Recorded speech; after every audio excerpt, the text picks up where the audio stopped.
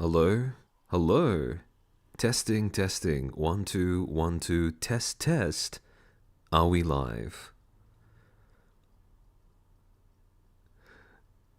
I love going through this usual song and dance. It's always such fun. Hello, hello? Guys, can you hear me? Is everything working? Good morning, just at breakfast. Hello? Hey, okay. We're live, we're live. I saw a few people had joined in members in the waiting rooms. So, Local Soul, thank you for becoming a footstool. Reed in Flowers, thank you for becoming a footstool. Daniel Salas, welcome to the Footstools. Brandon Bicknell, welcome to the Footstools. And Detective Rascal, welcome to the Footstools. If there are any names that I missed, I apologize. YouTube's UI isn't great at letting me know exactly when someone becomes a member. But, yeah. Loud and clear. Hey. I don't know if you guys have seen this. You probably have, because at this point the tweet has about like 1 million views. But the day right after we had our last stream, Pierre, the guy who runs Shy Lily Clips, got his entire channel nuked from orbit by YouTube for, you'll never guess, impersonation. Let me see if I can grab the tweet. Yeah. YouTube deleted my channel for impersonation. 2 years of work gone in a blink of an eye. It was Sorry, give me a second to sneeze. It was specified everywhere that the channel was not run by her, and the channel in the channel bio, and in every video's description. I've sent an appeal. I'm waiting. This is crazy. So, oh, I've also seen that apparently, because Lydia Nekazawa released another video like this morning. It looks like there is another wave of bans that are rolling out across Twitch as well for some of the smaller indies. And yeah, False ID mentioned in his latest. Yeah, I saw from the title, even though it was only uploaded like 20 minutes ago or so. But it really, in her video, Lydia brought up the possibility that potentially VTubers are specifically being singled out by these platforms. And honestly, at this point, I find it, while I'm not sure if they're doing it intentionally, I find it to be pretty easy to believe that this is, at least in the way that they've trained their bots, VTubers are definitely getting discriminated against in some way. I watch this stuff a lot. That's really sad. Yeah. YouTube is only good for advertisers. Yeah, I mean, as will become a theme, and this ties into what we're going to be talking about later on during the stream as well.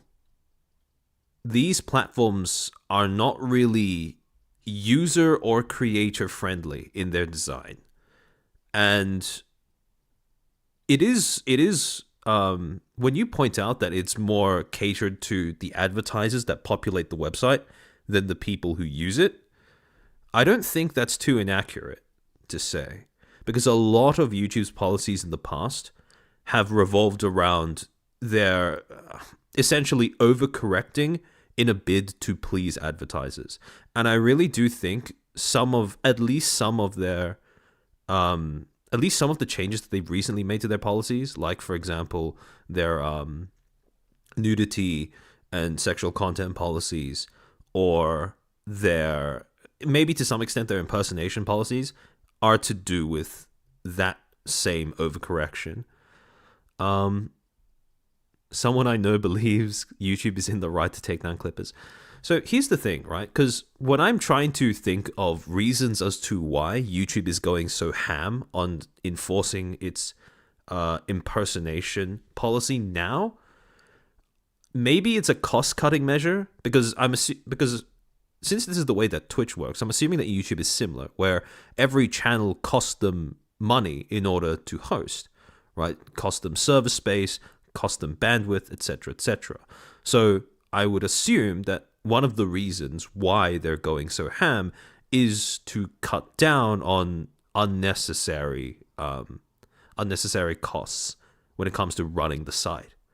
But again, the way that they're rolling out this new wave of enforcement, this new wave of what I can only assume to be automated moderation, just reeks of insufficient testing. Because they very obviously haven't bothered to check whether it would just strike down any channel that happened to have any, any sort of similar footage to something else that's already on the site, even if that footage has subtitles, cuts, zooms, etc., etc. But yeah, I don't think it's necessarily true that all their work as a clipper is gone, though. They've lost their subscribers, but they still have the clips downloaded. I mean, again, a lot of these channels, I do think, well, actually, there are probably going to be quite a few clip channels just get taken down and YouTube won't do anything about, purely because these clippers don't have a large enough voice, I suppose. Because again, Pierre has the backing of Shy Lily, who's one of the largest creators in the space. So, I mean, it's so exasperating though that the fact that it is possible to get all of your stuff put back. It is possible to get YouTube's attention and get them to rectify whatever false enforcement their bots insisted on making. But the fact that you have to go onto Twitter to get their attention and that their automated system is basically just a glorified runaround is it's quite appalling. Hello, Chair Overlord. Hello, Akorek. Yeah, clips are not always backed up. Generally, I would assume that when YouTube takes down a channel, they don't immediately erase everything on it. Because otherwise, they wouldn't be able to put it back up so soon after a tweet becomes big enough for them to notice that it's happened. Tinklin, thank you for the 2. So YouTube is doing a crowd strike. YouTube has been doing crowd strikes for years now. Because again, like I said in the last stream, they've been doing this since at least 2016, 2017. But they've just been hiding it every time. And because of the fact that the internet has a very, the internet has a naturally short span of memory. So after this kind of stuff gets brought up and talked about, it becomes popular for around maybe 1 or 2 months, and then it falls back into obscurity until some other creator who is large enough to make a video makes one and brings it to everyone's attention again. So YouTube is, I think at this point, it wouldn't be unreasonable to say that they are probably capitalizing off the fact that people don't tend to remember this stuff, especially when it's when it dates back to multiple years prior. And that they've kind of been coasting off of that fact in order to not actually have to make any real changes to their website. Tingle, thank you for the 5. It's crazy because you think companies would test this before running it. That's basic common sense, but common sense isn't it. Yeah. It is common sense, but this is why, so one of the things that LM brought up last stream was that a lot of the problems with trying to enforce ethical standards on these companies is the fact that in order to establish that they've actually done anything wrong legally, you have to look at the industry standard. And because YouTube is a monopoly, it gets to set the industry standard, which means that a lot of the things that would be common sense when it comes to improving the experience of your viewers and creators, YouTube has no obligation to actually do any of that. Because 1, they don't have a competitor, so they don't have a financial incentive. And 2, there is no, because they are a monopoly, they set the industry standard, they don't really have a legal incentive to do that either. So, yeah.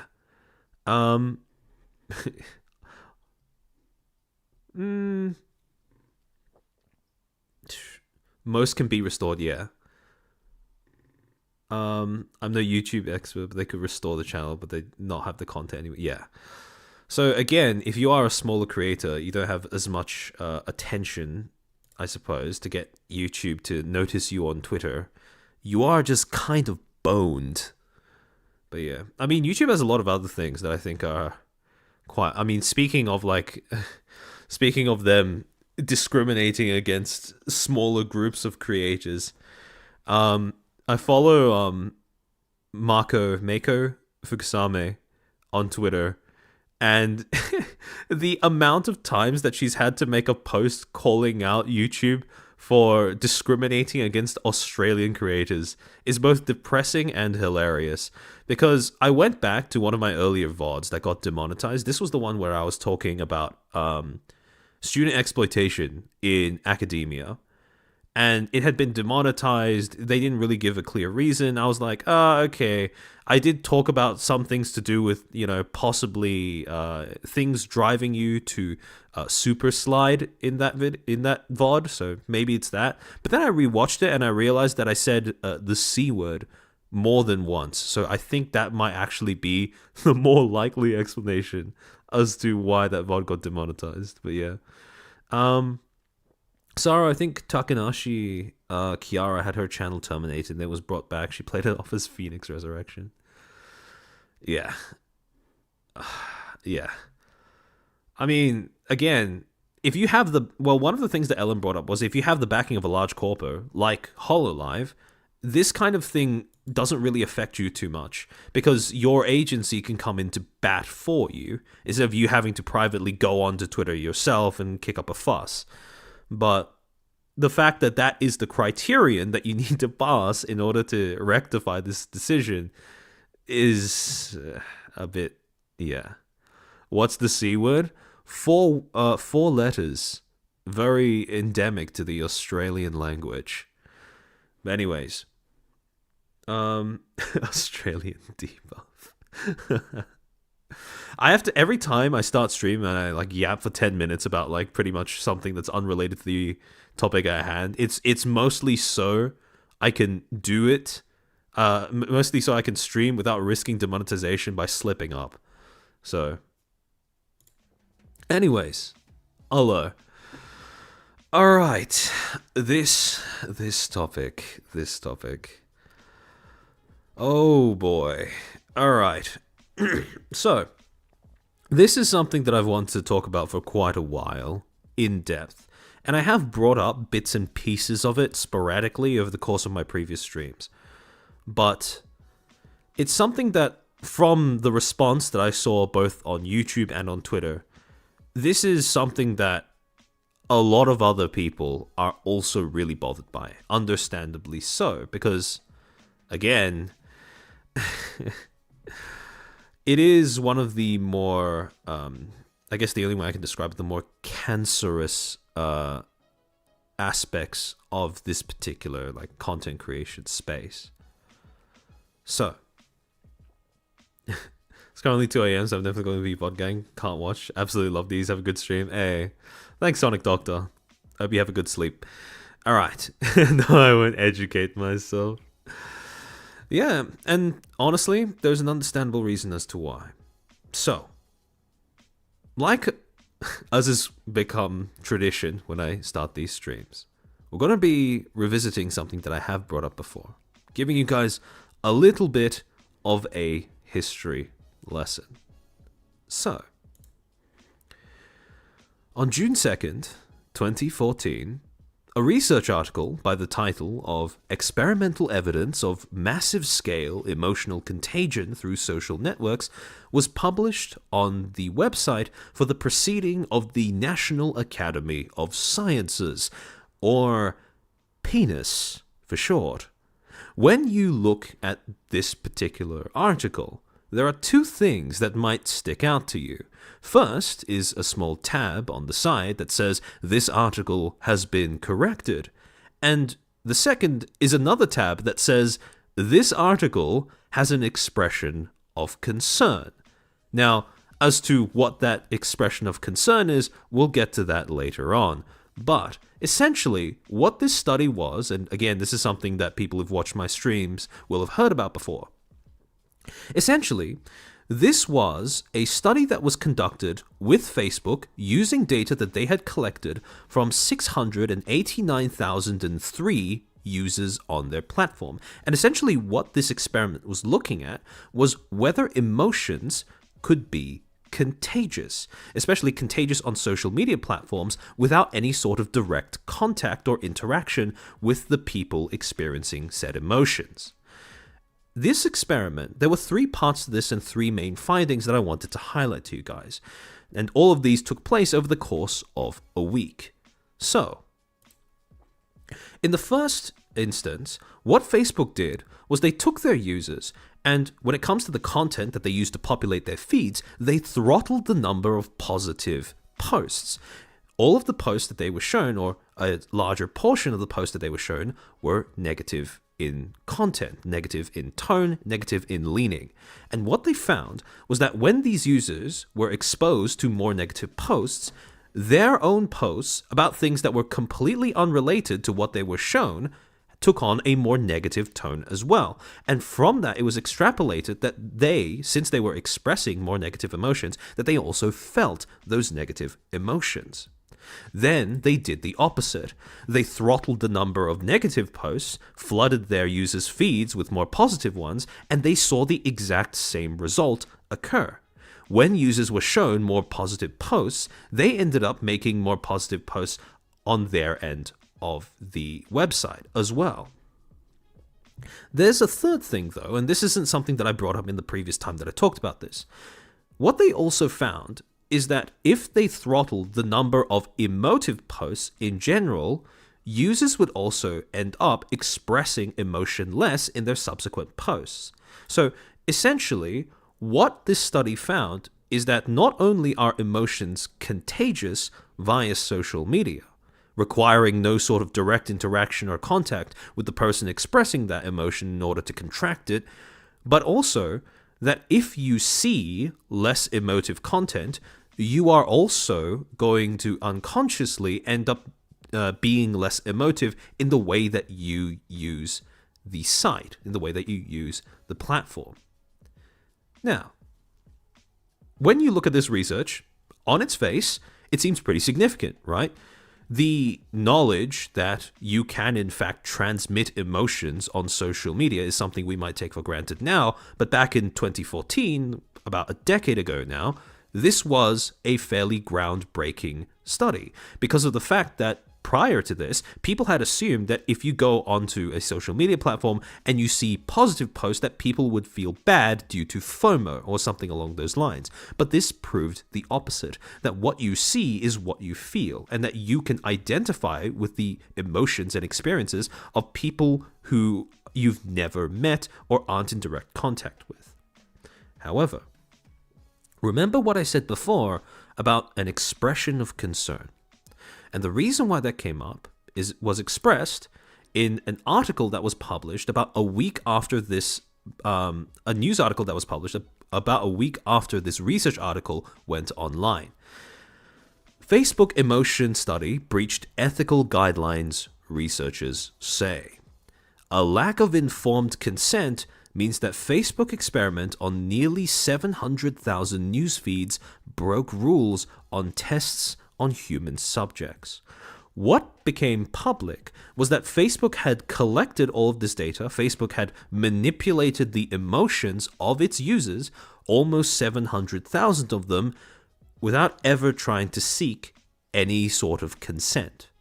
This was just something that 700 users had been roped into without ever being told that it was happening. And when you go back onto the website on July 3rd, so a few days after that particular news article was published, there was an addendum, a correction that was added to the original article. Editorial expression of concern, experimental evidence of massive scale emotional contagion through social networks. And, true to form, what this particular correction stated was, obtaining informed consent and allowing participants to opt out are best practices in most instances under the U.S. Department of Health and Human Services policy for the protection of human research subjects, otherwise known as the Common Rule. So basically, if you are going to use human research subjects in any sort of study, you need to not only tell them that they are going to be subjects, but you need to give them the chance to opt out. And quite obviously, Facebook didn't bother to do that. Now, as to why this article is still up, in spite of the fact that the data was obtained this way, they go on to say, adherence to the common rule is penis policy, but as a private company, Facebook was under no obligation to conform to the provisions of the common rule when it collected the data used by authors. So the first thing that they say is, even though it is a rule that all penis researchers have to follow, Facebook is a private company, they don't fall under that umbrella, so technically it's okay if they're not compliant. But it goes on. The common rule does not preclude the use of their data.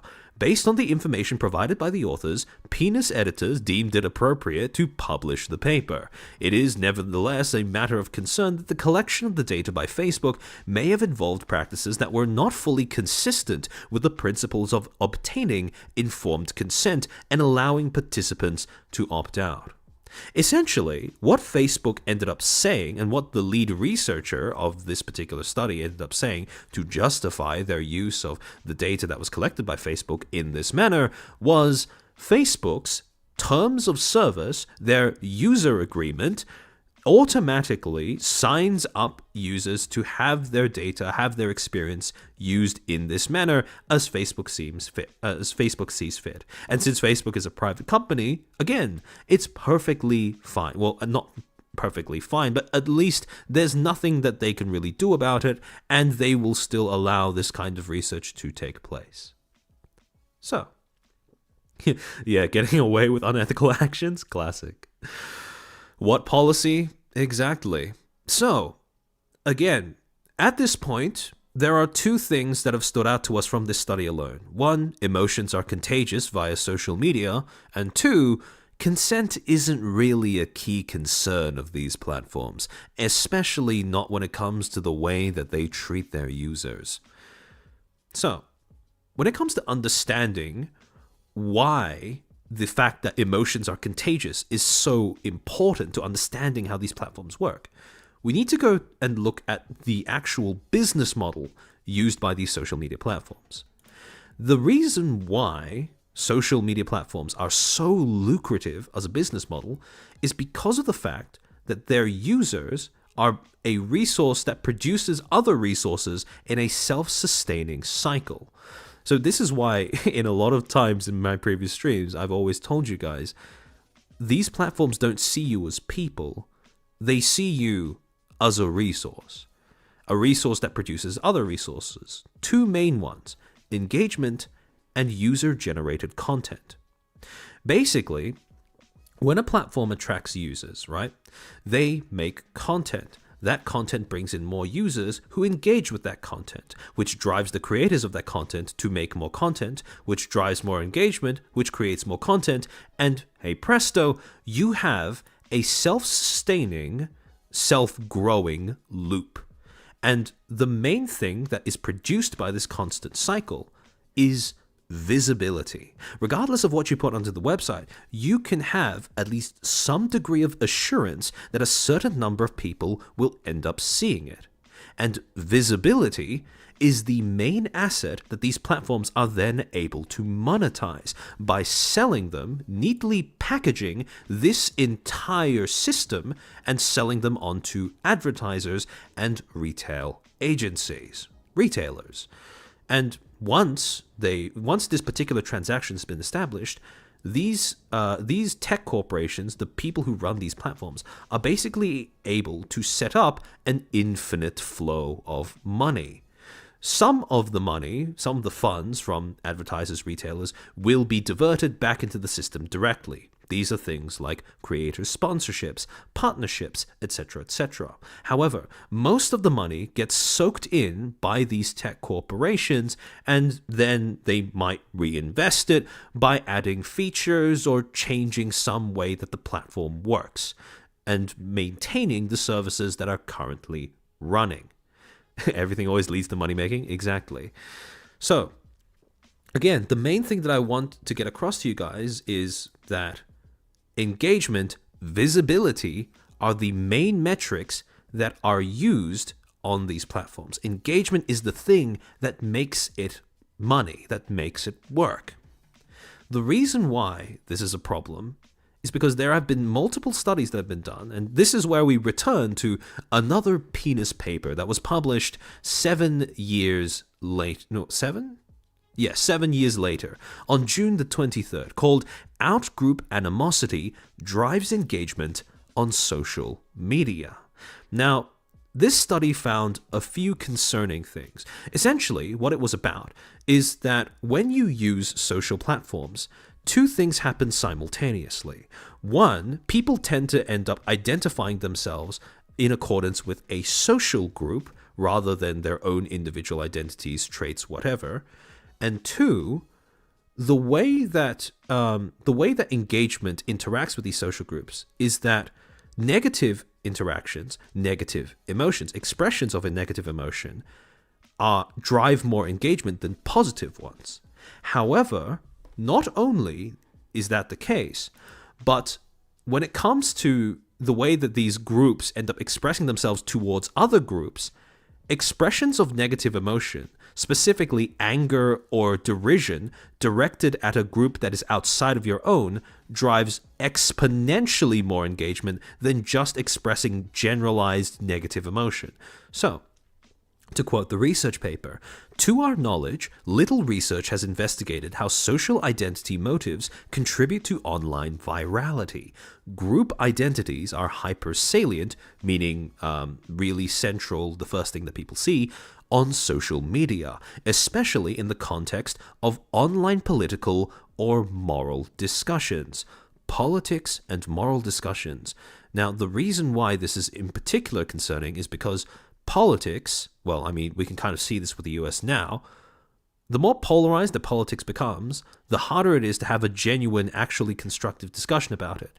And yet, polarization is what these platforms end up pushing towards. Moral discussions is equally as problematic because this ties into why social causes tend to become automatically compromised the moment you bring them onto a platform.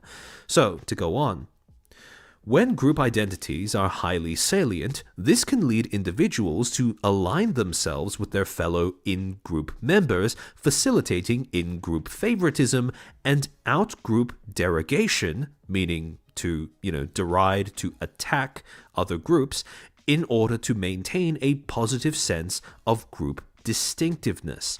Thus, messages that fulfill group-based identity motives may receive more engagement online. So not only is it the case that emotions are contagious, not only is it the case that negative emotions end up driving more engagement than positive ones, but you are essentially nudged by these platforms to align yourself with a group and then start attacking other groups as a way of keeping your group distinct, different, and unique. To go on, posts that appeal to identity-based motives tend to receive more engagement in online social networks. Additionally, there is also a strong asymmetry such that out-group negativity is stronger than in-group positivity. So what that means is attacking people outside of your group gets more engagement than praising people or uplifting people that are currently within your group. These are some pretty disturbing revelations. Again, these are things that people might have suspected when they use these platforms, but up until now, it was mostly just speculation. This was a research article that actually proved that this is the case, and these were results that were signal boosted by other publications as well. The University of Cambridge published an article stating, "Slamming political rivals may be the most effective way to go viral, revealing social media's perverse incentives." Previous research investigating online virality found that using highly emotive language increases the likelihood of social media shares, particularly negative emotions such as anger or when conveying a sense of moral indignation. Now, moral indignation and anger, we're going to come back to those in a second. However, the latest study shows that using terms related to political outgroups is almost 5 times more effective than negative emotional language. So, essentially, since negative language is twice as effective as positive language. Oh, sorry, it's more effective than positive language. I assume that means like, by a factor of at least like 2 or something. And this is 5 times more. So basically, if you attack a group outside of your own, that is 10 times more effective than ever, just expressing some sort of positive emotion. And almost 7 times more effective than moral emotional language at increasing the number of shares. Another news article by The Independent also picked up on this research and signal boosted it as well. Negative social media posts get twice as much engagement as positive ones, study finds. Slamming the political opposition was the most powerful predictor of a post going viral out of all those we measured, said Steve Rath, a Gates Cambridge scholar and author of the study. Social media business models, which work by attempting to keep users engaged as much as possible to sell advertising space, there's the financial incentive, have ended up rewarding politicians and media companies for producing divisive content in which they dunk on perceived enemies. And here's the thing. This isn't a behavior that is limited to just politics.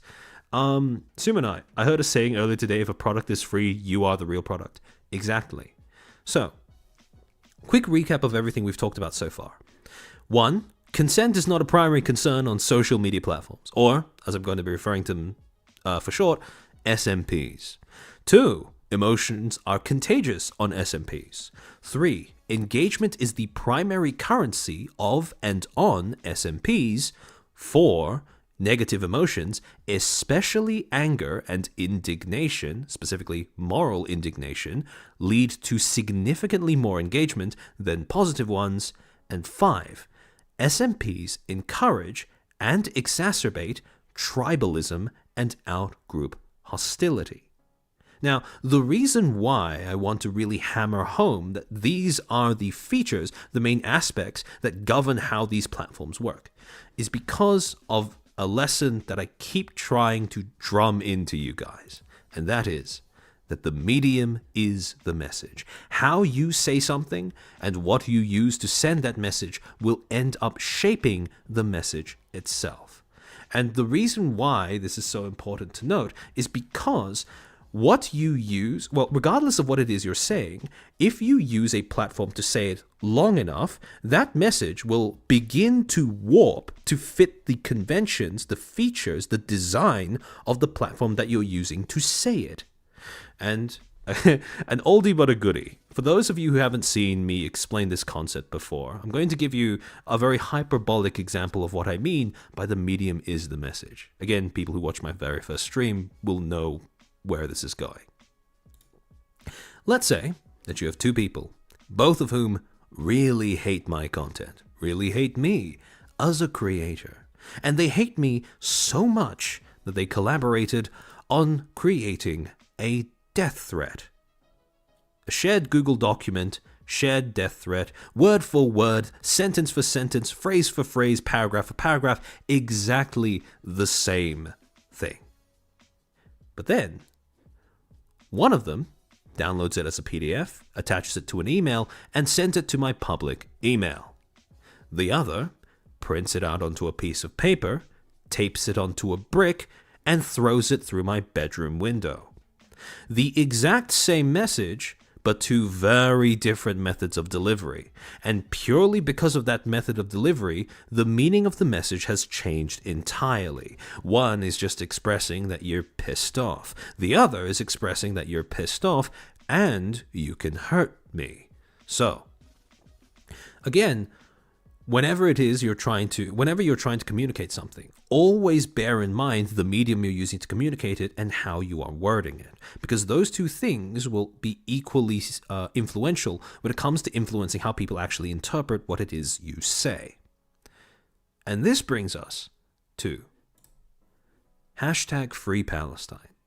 Now, this is by no means the only social movement that has had, that has ended up warping itself to fit what, the conventions of social media.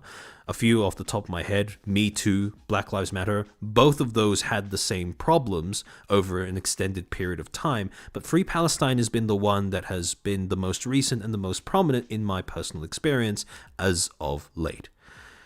The first thing that I want to go through are the boycott targets set out by the BDS. And this is something that a lot of people who have hashtag Free Palestine or Free Palestine in their bios or usernames or whatever on Twitter love to screenshot and share around. So you have a few different boycott targets and a few different categories of targets, but the one that I want to focus on is McDonald's. McDonald's is part of a category called organic boycott targets, and essentially finding an explanation of what organic boycott target is pretty difficult online. But essentially what I picked up it meaning was something along the lines of, it wasn't decided on by the grassroots boycott movement, but people brought it up along the way, quote unquote, organically. And then the grassroots movement decided to approve of it as well.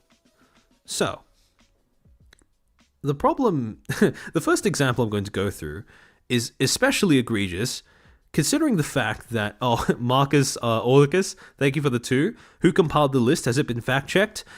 I don't know. The thing is, it's been really unclear. Now, part of the reason I suspect is because you have organic boycott targets where you're just adding on different things as they pick up steam, which kind of erodes the accuracy, the legitimacy of these.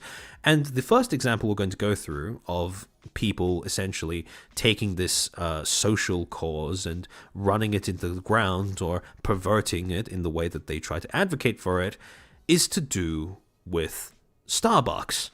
A brand which you can probably see is not even on this chart. So, March 11, 2024, Scarlett does a stream where she reviews Starbucks cakes. And during this stream, most of you will probably have heard the story, during this stream, some random comes into her chat, starts insisting that everyone start talking about the Israel-Palestine conflict, gets banned. Scarlett, sort of goes off on the guy a little bit, and then later on, the VOD is taken down and people on Twitter start mobbing her, right? I get you're trying to enjoy your time in Japan, but don't call genocide politics, dude. It's disgusting and just nasty overall. Now, a few things that really pissed me off when I read this particular post. One, genocide isn't politics. Absolute hogwash. Every single time that a genocide has been enacted in the past throughout history, it's always been part of a political regime and part of their strategy to maintain their power. But anyways, aside from that, just the fact that this is the way that these quote unquote activists tend to go into other people's spaces and try to promote this cause is again an example of violating the rules that are set in place in other people's spaces. Now, this is especially egregious because of the fact that Scarlett, in her chat, has rules that state, don't bring in politics. This is not the space for that. And yet there is a disregard for that. You get the same exact thing happening a few months later, because July 13th to 24, McDonald's, Japanese McDonald's, is Jimmy E. Dirt, thank you for the 10. While certainly contentious, it was pretty funny seeing all of the Free Palpatine hashtags early on. Yeah, again, some of those were probably just people trolling, but I think quite a few might have been people unironically misspelling Palestine, which is both funny and depressing. But anyways, Japanese McDonald's would release 2 free VTuber assets. One, which is just people holding their hash browns, and 2, a recent one, which is people holding a hamburger. Now, in the case of the hash brown asset, one of the talents who were unfortunately unlucky enough to make the mistake of using them was Rosemi Lovelock. She made a post on Twitter, I got the hash browns you wanted, used the asset as part of her model, And then you had people starting to mob her again. Hey, Rosemi, there's been an active boycott against McD's for a few months, and as a result of being one of the biggest financial supporters of the genocide in Palestine, again, remember that they're an organic boycott target, meaning they weren't part of the grassroots movement, but anyways, they're one of the biggest targets for the boycott. Then Rosemi would end up responding. Sorry, I wanted to make a cute edit, but I thoughtlessly used an asset on a sensitive situation I was unaware of. I apologize and will delete the tweet. And then in the replies, you had some people saying, keep up the tweet, no, you don't have to delete the tweet, etc., etc., etc. Now, the reason why this is so problematic, as overused and meaningless as that particular word has become, is because we were seeing in real time how the way that social media is designed, the behaviors it encourages, end up shaping the way that people end up advocating for a social movement, for a social cause. And it begins with this: tribalism. Essentially, what happened with #FreePalestine is that the way that people approached the issue was that they started segregating themselves into a certain group, into a team, if you will. Two teams, mainly. The people who were aware of the situation, of the cause, and people who were unaware. And the problem is, not only were these two teams separated, not only did people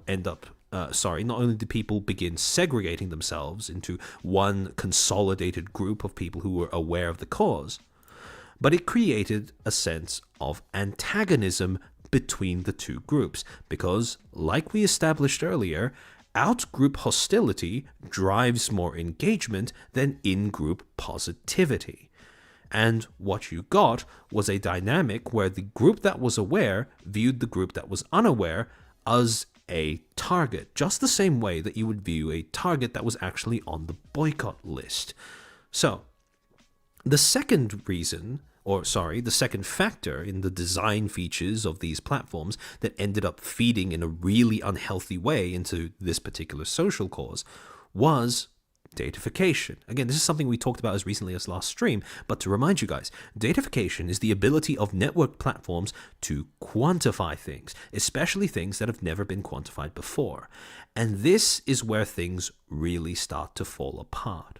Because how do you convert into numbers things like the centuries of complex history, tensions, oppression, war crimes, hostility, complex geopolitical situations, and how do you summarize the way in which those things interact with, the inherent human need for validation, the all-pervading sense that is especially prevalent among young people in our society, that the world is going to shit and there's nothing we can do to stop it. That feeling of helplessness, the feeling of needing to be able to do something. All of those complex emotions combined with all of those complex circumstances. How do you turn all of those things into the same unit of measurement? And the answer is depressingly simple. You convert them into things like likes, right? Comments, reposts, quote retweets, likes, views, saves, shares. How many people follow you after you make a post or talk about something? How many people subscribe to you? View count, watch times, impressions, view duration. All of these are stats. All of these are bits of data that are used by these platforms.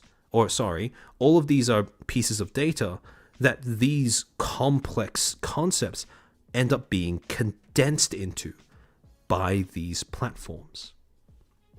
And the problem is when you combine that sort of hostile, tribalistic group dynamic with datafication on a platform, you've essentially ended up with this cancerous gamified version of what should be raising awareness. Because when the game is awareness, the scores are defined by engagement. And this is the sort of thing that leads to problems like, for example, clout chasing, performative activism, taking your particular worldview, your particular cause into other people's spaces while being inconsiderate of how they might react to it. Because again, this is essentially a game where the team that is aware of the cause needs to go conquer, triumph over, convert the groups of people that are uneducated, and where they can actually get a tangible numerical indicator of how well they are doing, how many points they are scoring.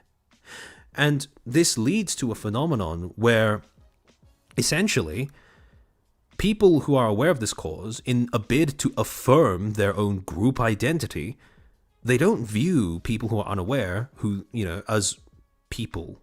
They just view them as the other side. And not only that, they're not even viewed as entirely human anymore, because they're essentially viewed the same way that you or I might view an NPC in an open world RPG, who you might approach and recruit so that you can assign various tasks to them, like tending to a garden, or crafting items, or mining, which is kind of ironic, considering that most of these activists are probably miners themselves. But anyways, so when you gamify this kind of stuff, when you create that kind of one-way blindness that stops people who are supposedly advocating for a social cause from seeing people who are unaware as, not only seeing them as as a form of opposition, but seeing them as not entirely human, you fall into a phenomenon called interpellation. Interpellation is basically what happens when you are exposed to and you then accept a certain perspective, worldview, or ideology. But not only do you accept it, that becomes your only way of looking at everything in the world, and you end up taking on a role that perpetuates that perspective, worldview, or ideology. And the problem with everything that we just talked about is that it essentially creates interpellation as the default way of interaction when it comes to a social cause. Whenever it is that you're trying to advocate for something online, it doesn't just stay as a movement. It becomes an ideology that, an ideology that defines a group whose members are desperately trying to go out and, convert other people to fall in line with. To explain interpellation a little bit more, because that particular explanation can be a little hard to grasp, I've come up with a metaphor that I think will do quite an interesting job of explaining it. Because the way I want you guys to think of interpellation is that it's a little bit like getting cucked. Because when you are assuming the role of a cuckold, you accept a certain worldview, a certain way of looking at things, right? But the moment you accept that particular worldview, the moment that you accept that this is going to be your perspective, you also end up adopting a role. The role of the cuckold. You can't accept that perspective, you can't allow yourself to view the entire world through that perspective without also assuming a role that perpetuates that perspective. After all, without a cuck, there can be no NTR. And the thing is, this is exactly the same way that interpellation works. Because not only are you exposed to, not only do you accept a certain perspective, a certain worldview, a certain ideology, but in doing so, you end up recognizing yourself as someone who has a role in perpetuating that worldview, that perspective, that ideology. This is not the C word that YouTube doesn't want. I should be able to say cuckold as many times as I like. But anyways, the thing is, we can push this metaphor a little bit further. Because the thing I want all of you guys to understand, when you end up participating in a conversation, when you take sides in a conflict, you are essentially making a bed and deciding to lay in it with other people. And the thing is, if other people have made a bed and they're pressuring you to lay in it with them, if you've expressed that you are not interested in doing so, if they disregard your expression and keep pressuring you anyways, you are completely in your right to tell them to fuck off. And even further, to go fuck themselves. So here's the thing, right? I've said this many times before, but it is truly my belief, my genuine belief, that consent is grossly undervalued in all areas of life outside of sex. The thing is, right, everyone knows about the importance of consent when it comes to hooking up with somebody, when it comes to, engaging with someone in a sexual capacity. However, the thing is, right, when you have these discussions, when you decide to talk about a certain thing, when you ask for someone to think about a certain thing, right, consent matters as well.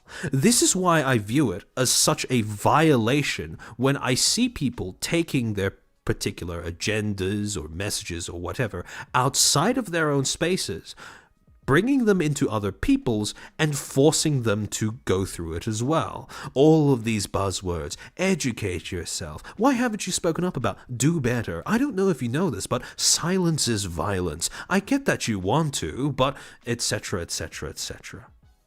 All of this is just part of the same problem, which is that people are not understanding that consent, when it comes to participating in a discussion, taking sides in a conflict, is just as important as sexual consent. If people thought about it this way a lot more, I really do feel like a lot of these discussions would become a good deal more healthy. Because as it is right now, there is this, and again, this is exacerbated by this encouragement of out-group hostility. But this is why I keep hammering home the idea that the medium is the message. Because just as these platforms are run by people who do not care about consent, just as these platforms are not designed with user consent in mind, that has now ended up infecting the way that people communicate on these platforms as well. This lack of disregard for consent, this lack of regard for consent, is not just something that exists on the platform. It is something that is aligned with the way that these platforms are designed inherently. You can't take this out of the interactions that happen on the platform, or at least not entirely, because the platforms themselves are a medium that is essentially built around this disregard for consent. And when it comes to just so we've already established that when it comes to the way that users might end up bringing up topics, bringing their messages, their agendas, etc., into other people's spaces, the lack of consent that is present in the way that users conduct themselves on these platforms. What are the tools that the platforms offer you as a user in order to enforce your own right to consent? The answer to that is a little depressing because it varies immensely from platform to platform, and the tools that they've provided to you are often unwieldy to use. Let's take, for example, Twitter. Now, a few things. One is that the first thing that you notice is that for the most part, the most effective content moderation tools that you have access to as a user are inherently reactive instead of proactive.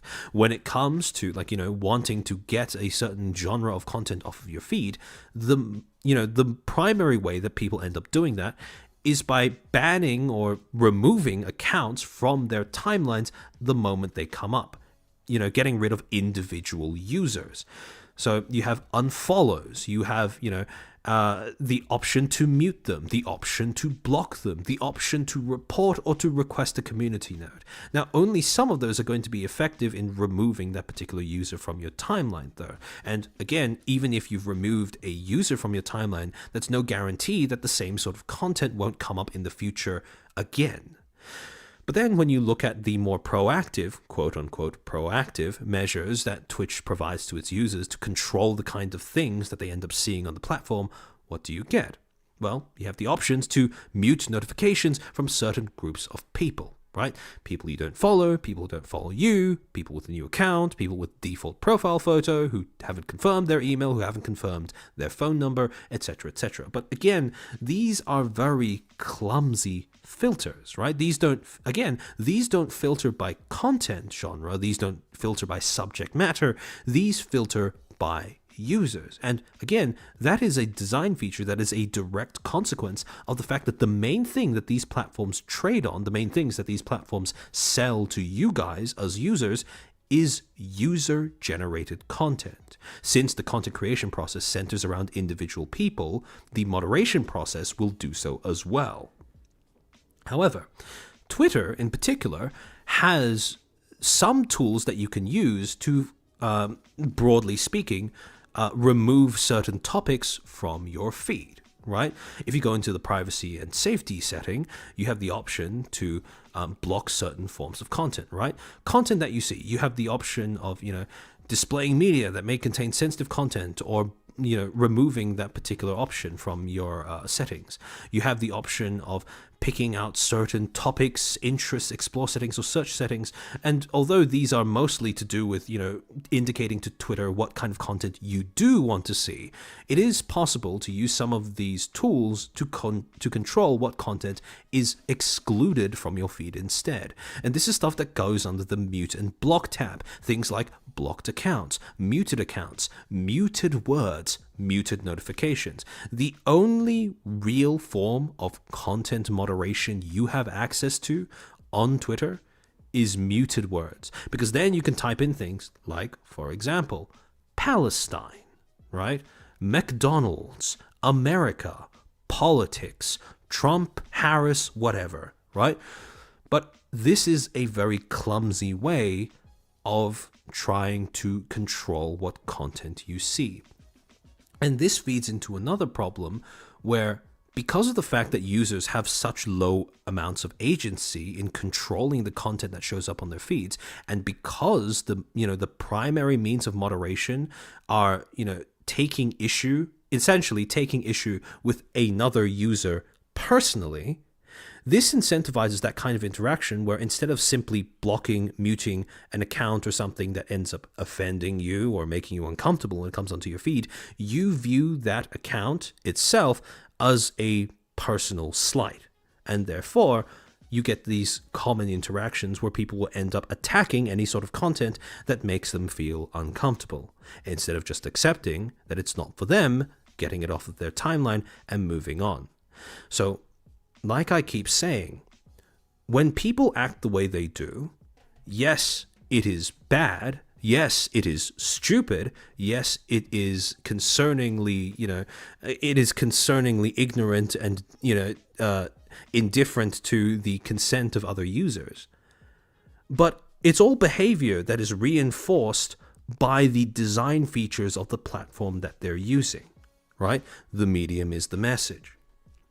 On YouTube, it's not much better, because the main ways that you can use to sort of control what kind of content you see on YouTube are things like going to an individual video that comes up in your recommended, going to the three dots on the side and clicking either not interested or don't recommend channel. But again, it is reactive, and on top of that, it is case by case. Blocking out an entire content genre or entire subject matter is going to be very difficult, because essentially what you have to do is endure a few rounds of YouTube's refreshing its own recommendations to offer you the same thing over and over until you've indicated with each individual video that you're not interested, that you don't want to see the channel, until their algorithm finally gets the message. And again, when it comes to content moderation, these algorithms are a lot quicker on flooding your feed with something you've engaged with once than removing the genres of content that you indicated you don't want to see.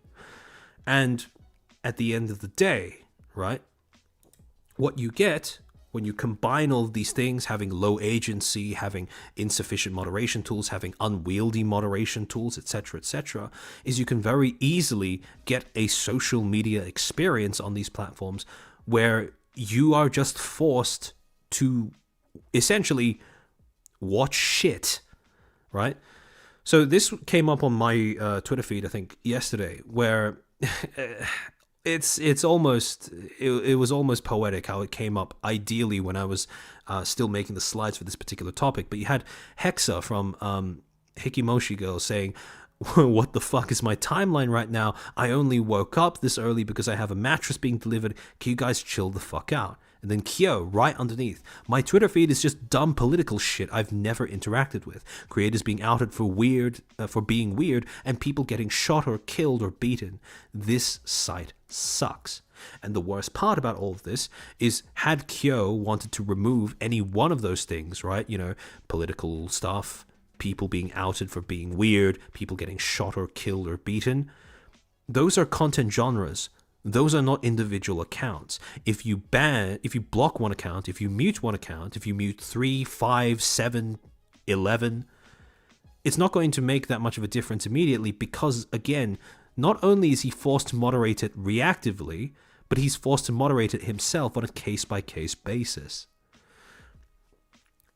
The next problem, and this is the thing that I wanted to sort of this is something that I've brought up before, but I want to reiterate again, and this is that this is only made worse by the fact that the algorithms on these platforms are designed to homogenize the content that you see, right? Because if you engage with something once, the logic is usually that you will automatically want to engage with it a second time, right? So essentially, and this is the diagram that I've chosen to use, where shape is equal to content genre and color is a specific content creator. So what will happen is YouTube, Twitter, whatever, all of these social media platforms work the same way. On any given day, when you open up the app, when you scroll through the timeline, the feed, whatever, they will recommend a whole bunch of different, subject matters, like types of content and content creators, right? Let's say one day the platform decides to recommend the genre of content you haven't seen before from a creator that you haven't watched before, and you end up engaging with that content. The next time that you open up your recommended, they've now recommended the same genre of content but from a different creator, as well as some different content from the same creator.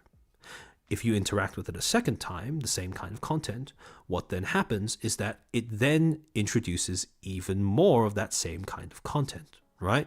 Now your feed has been populated by more content that is the exact same content genre from that exact same creator, as well as content from other creators that is, again, the same kind of content. And it starts erasing all of the other different things that you haven't been engaging with as recently, until finally what you get is a feed that is almost entirely homogenized around the kind of content that you maybe interacted with once or twice, right? And the worst part is, sometimes this process happens without you even having to approve each step of the way, right? So let's say, for example, that you didn't actually want to keep watching this kind of content, that you just clicked on it once at the beginning, but you didn't really click on it again, right? Maybe you hovered over a thumbnail for a similar genre of content or a similar video or whatever, once more. The problem is the algorithm will then take that as a signal to keep going through this entire process, regardless of what you do afterwards. And if you want to fight that, you're going to have to go through every one of those videos or posts, click that you're not interested, block or mute the account that's posting it, whatever. And that way, after you do that for quite a while, in most cases, then the algorithm will get the message. Then you will no longer be shown that same kind of content. And the problem is that this is the way that the algorithms work for all genres of content, regardless of what that content subject or matter is. This could be, for example, a Hot Ones video. It could be a video essay about some random topic. Or it could be a post about a child getting covered in rubble. It could be a post about how people have been left homeless by a recent earthquake or flood. It doesn't matter what the content is, as long as you engage with it, even once, the algorithms that govern the way that these platforms work will start slowly flooding your feed and trying to homogenize it with that same kind of content. And the human mind was never designed to handle that amount of tragedy. So the question then becomes, how do you stop this from happening, right? What happens if you see a post that's something you don't want to see on your timeline? And this is where things get a little tricky, because what exactly the platforms count as, quote, engagement is kept a secret. These platforms don't let you know, right? Because if you don't want to see something, there are a few things you can avoid doing, and these are the obvious methods of engagement that, you can see at a glance as, just an everyday user, right? For example, with YouTube, this is stuff like not hovering over the thumbnail of a recommended video if you don't want to see similar content, because then it'll start autoplaying, and the autoplay will count to the algorithm as a sign that you want to engage with more of the same content. However, for Twitter, it's something like not clicking on the user or their profile, not clicking show more on posts that have longer contents than are shown on the timeline, not clicking on anything that has been linked in the post, and obviously not engaging with the comments or the shares or the likes or the say bookmarking tool or whatever, right? And this is the thing. Even if you do care about a social cause a lot, even if you want to support a tragedy, even if you want to show support in the face of a tragedy, if you want to support a charity, for example, right? And this is going to sound quite unintuitive to a lot of people. But for your own good, I would advise that you never, ever engage with any of the tools that these social platforms provide to engage with that particular post. Do not like, do not share, do not comment. Right? And the reason is, again, if the charity is linked to something like, for example, the Israel-Palestine conflict, what will often happen is these ads will show people covered in rubble, children being left homeless or injured, people starving, being malnourished, etc., etc. And what will happen is these platforms, because they don't care about the effects of seeing that on a user, the algorithms will continue to flood your feed with that anyways. So if you don't want to engage with these things, but you still want to engage with the cause itself, instead of doing all those things like, linking to it, sharing it, whatever, what I would ask you to do are a few alternatives, right? For example, go to a separate browser, ideally like use a VPN or something to hide your IP address, and search up the organization or charity yourself without using the platform, without going through the platform, without giving that post the engagement that the algorithms are waiting for. Share a screenshot of the post instead of the post itself. Now, this is one that has a caveat because, like I said before, since we don't know some of the things that these platforms count as engagement, I know for a fact that Reddit, when you open up the app on your phone and you take a screenshot of something, Reddit can tell when you've screenshotted something from their site, right? So again, since these are things that these platforms might be picking up on, in the way that you interact with these posts, something as simple as hovering over the profile of someone on Twitter or spending a certain amount of time with a post in the center of your UI or your browser or your screen, whatever, right? We don't know if that counts as a method of engagement that these platforms are looking for. So it becomes a little tricky to work around that, which is why with this particular recommendation, I've put an asterisk next to it, because I can't guarantee that that will save you from, being picked up by the algorithm, essentially. But the third thing that you can do, and this is probably the best version, is create your own version of any graphics or messages and post those yourself in your own spaces instead, right? And again, if this sounds like too much trouble, that means you don't care about the social issue. That means you just want an, easy activism, which isn't real activism.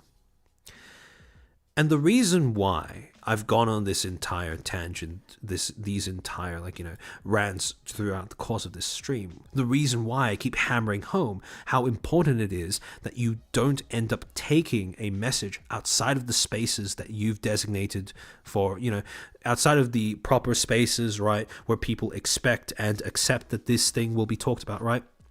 The reason why I keep insisting that, especially when what you're advocating for or what you're talking about is a serious topic or a serious event or a serious conflict, the reason why you don't want to try and spread it around to people without their consent is because you want to avoid creating a phenomenon that can happen when people become overexposed to it. And that phenomenon is called compassion fatigue. This is an actual thing that people have studied in media, right? An acquired indifference to appeals for sympathy and or empathy due to overexposure to similar appeals and or traumatic events. Now, this is important. Traumatic events don't have to be traumatic to the person seeing it, because as we've established, emotions are contagious via social media. Even if the trauma isn't experienced directly by the viewer, if the event is traumatic in the way that it's being described, in the way that it's being represented, in the way that it's being shared, some part of that will end up being tanked by the person seeing it, regardless of what you try to do. This is why it's so important that people acknowledge that when you spread news of bad things happening to other people, this is the possible consequence of what can happen in the wake of it. Compassion fatigue is where social causes, social justice, as tired as that word has become, goes to die. Because once someone is afflicted with compassion fatigue, once someone develops compassion fatigue, essentially what happens is they start tuning out any message that might ask for some similar sort of compassion, emotional support, empathy, sympathy, etc. It doesn't matter what the cause is. It doesn't matter how you phrase it. Once someone has developed compassion fatigue, all of it ends up sliding off of them. And to people who have experienced compassion fatigue, to people who have who end up seeing multiple posts or whatever about horrible things happening to people around the world, or even people or even people close to you, right? Or even people who just show up on your feed, right? Who might not necessarily be completely unknown to you, but just an acquaintance or someone you rarely talk to or something along those lines. If you see something bad happening to someone else online and you end up not feeling anything, that's not your fault, right? You don't have an obligation to feel compassion, to feel sympathy, to feel empathy for every single person, every single tragedy that winds its way onto your feeds. It's not your duty. You're not failing at anything. You might just be suffering from compassion fatigue, because this is a phenomenon that these social media platforms, the people who run them, the people who use them, don't often take into account. And if you didn't know this term before, I hope this gives you something that you can use to articulate the way that you feel and to affirm that if you don't feel anything, that doesn't mean there's anything wrong with you, right? It's simply a product of the tools we use to communicate, the mediums we're using to communicate. And I mean, the thing about compassion fatigue, right, especially in the way that it's studied in the media. So originally, this was a phenomenon that people observed, if I'm remembering this correctly, in healthcare professionals, where they would be exposed to so much human tragedy on a day-to-day basis that they would end up disassociating to some extent from the suffering of their patients, from the suffering of the people that they were giving their care to. So, however, what people started to observe is that compassion fatigue was not just something that you could get by exposing yourself directly to human suffering. but even if that human suffering was conveyed to you through media. One of the earliest cases of compassion fatigue that people started noticing and studying was how compassion fatigue tied into news coverage. Specifically, what would happen is that when you have periods of, very frequent disasters, controversy, or conflict, news outlets would all begin to report on the same problem, and they would all report on it at once because, again, news in its business model is inherently incentivized to cover things as quickly as possible, and pretty much every news outlet will be converging upon the same thing. However, what ends up happening is they will often end up, in some cases, and increasingly commonly nowadays, sensationalizing or hyperbolizing, exaggerating the extent, the scale, the significance of the disaster as well in their broadcast. And what would happen is that audience members would be exposed to all of this at once and then end up disengaging from the news altogether. So again, you can have natural disasters, you can have conflicts, controversies, but the moment they get picked up by a whole bunch of broadcasters at once, all of those broadcasters, their messages, their messages, their images, their feedback, whatever, all of it gets essentially dumped onto the viewer all at one time. Now, the moment people started becoming aware of this is where particularly astute, smarter people who cover the news realized that there was a need to balance out reporting on negative things, even though as human beings we are inherently more likely to tune into negative stuff. They needed to balance out their coverage of negative things with more positive things. And you can kind of see this happening even in creators who are who make news content but aren't officially journalists, right? For example, 2 examples that I brought up earlier on this stream: False ID, Lydia Nekazawa. Both of them do this thing where the first few stories of their videos will be something that is, current, significant, often negatively leaning, right? For example, if you look through their timestamps, with False's, I think the video that he released previous to the one he released this morning. Niji Sanji English VTuber educated by fans. Niji Ian VTuber cancels memberships. Idol agency called out for payment problems. And you see the same sort of thing happening with Lydia's videos. Niji Sanji indefinite hiatus. Shondo gets birthday ban on Twitch. VTuber overhears fatal attack. So again, the things that are front-loaded are going to be the titles that are more likely to grab attention because of their negative leaning. However, once that particular bit of news has been done with, what these creators will then do is insert stuff that is more positive, right? Almost like a palate cleanser for their audiences. With False, he talks about the release of, Reina's Sun birthday concert, Momo Suzu, Nenachi, Nendoroid, Hololive X Marvel Studios, Hololive gamer chairs on sale, Hololive Ian merch drops, Shoto joins Hololive events, that was not quite positive, but upcoming male VTuber agency and indie debuts, right? And same thing with Lydia, where she's, she talks about VNU hosting a wrestling event, amazing Mokoko figure, lighten the mood with funny tweets. She actually has dedicated segments to just lightening the mood after delivering some news that might be negative, and just a VTuber spotlight, which is just a nice a nice positive way of capping off the entire thing. Yeah, some of you picked up on K-Sun's Tenga collab. Yeah, but again, if you do deliver the news, if you are aware of the effect that negative news can have on the people viewing you, it is objectively a smart move to try and balance it out with more positive news at the end of your content.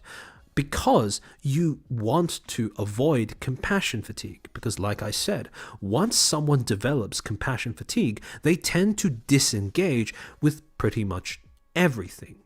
There is no discrimination in what they choose to engage with, what they don't choose to engage with. They are simply too tired, too burnt out in the colloquial sense, not the technical sense, to engage with anything, really. So,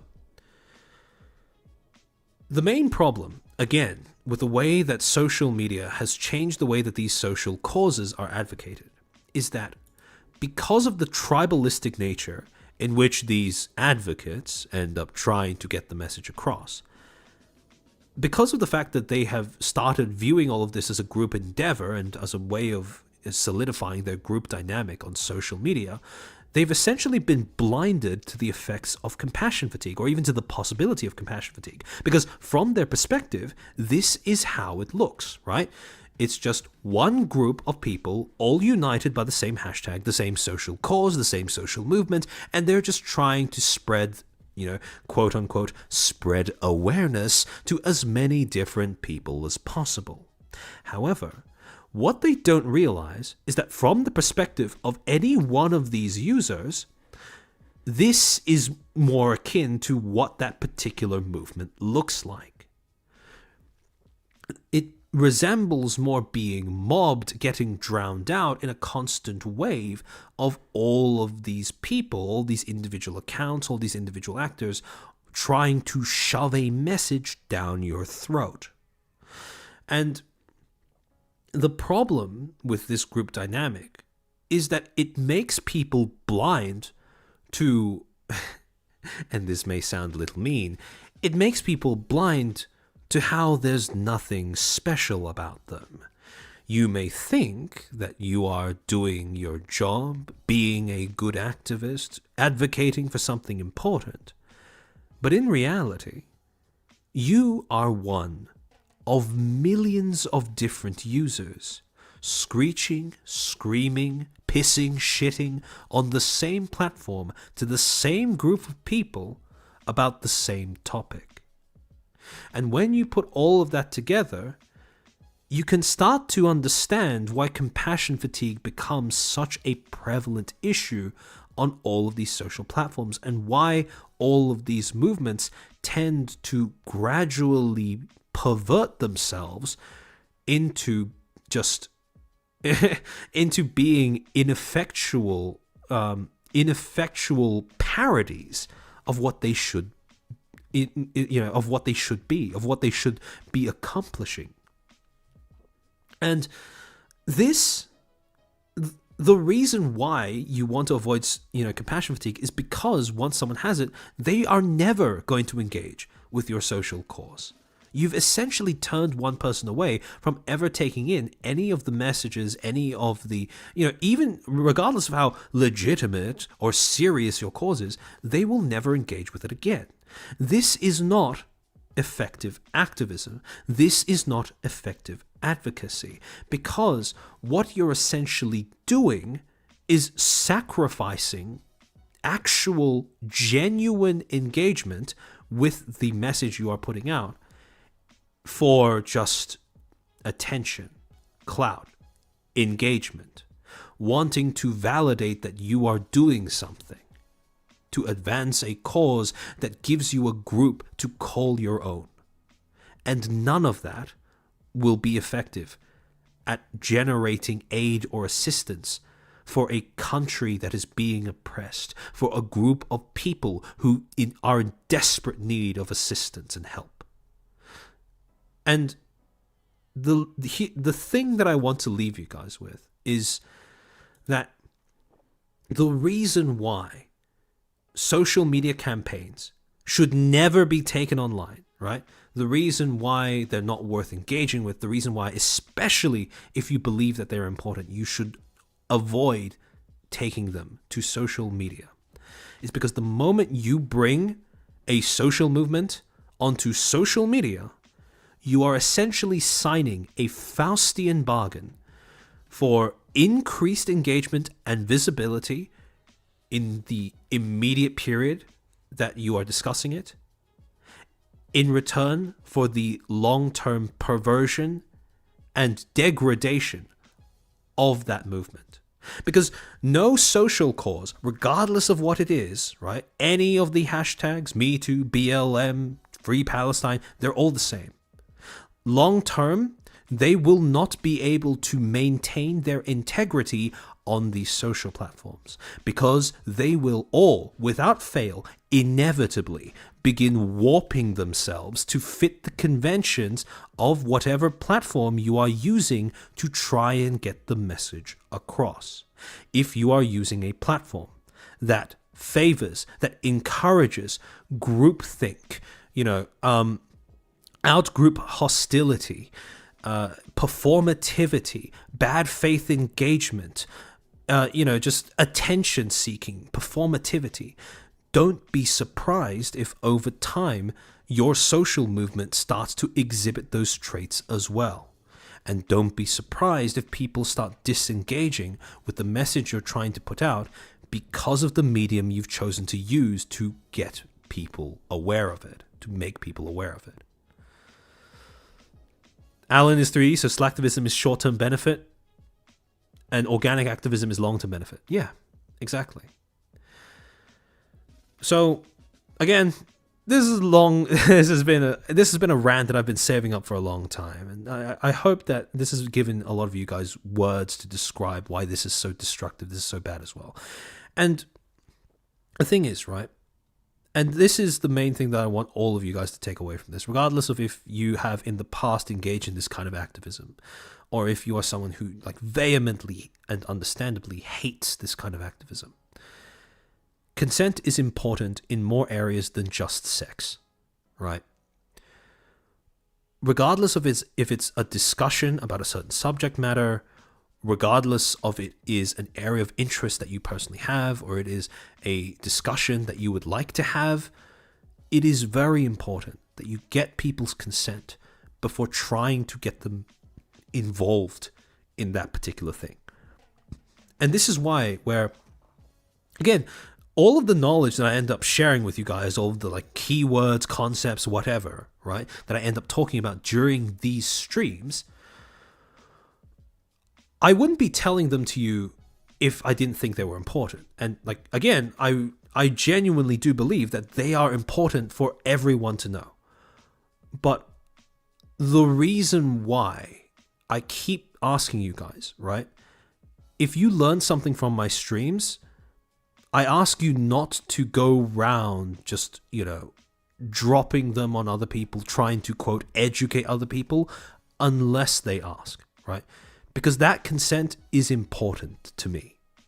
As a creator, as a user, as someone who's been on the internet for a while now, who has watched people, who has watched platforms spit on this consent and throw it in the trash, this is a value that I as a creator, and I want you as my audience, my community, to advocate for by exhibiting it in your own behavior.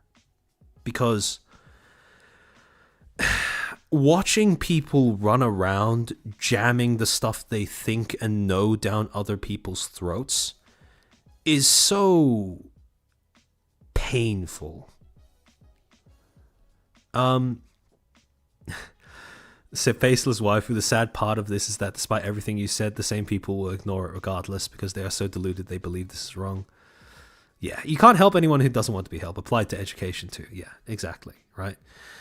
And the thing is, right, recently, and when I talk about all of this stuff before, right, how emotions are contagious when you put them on social platforms, how compassion fatigue is a problem when you end up, talking about something negative and your audience ends up being exposed to too much of it because not only are you the one talking about it, but it's something that's encouraged by the platform in general, so chances are they will probably be exposed to many other examples of negative behavior, topics, whatever, when they just go on social media as part of their everyday routine, right? I want to make it really clear that when I talk about all this stuff, I'm not condemning anyone who does choose to vent their personal frustrations or feelings online. Because especially when you're only using your own space to do it, your own feed, your own profiles, your own accounts, your own channels, whatever, right? It's perfectly fine for you to do that because you are still respecting your audience's consent because it's up to them whether they want to engage with it or not, right?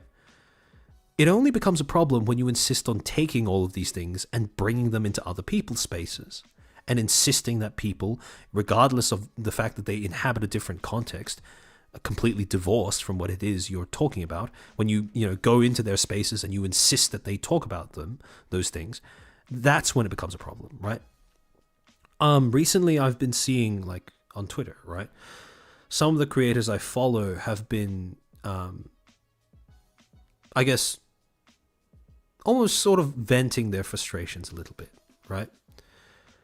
And personally, I mean, like, earlier on this week, I don't know if you guys have seen it, but Lena Lazar posted on her Twitter 2 recordings of her just, like, speaking about some of the difficulties she's going through as a creator at the moment, and expressing that she really appreciates how her audience is willing to stick with her through this kind of stuff. Now, when I see posts like that, I really do respect the guts that it takes to post that kind of stuff. Because even though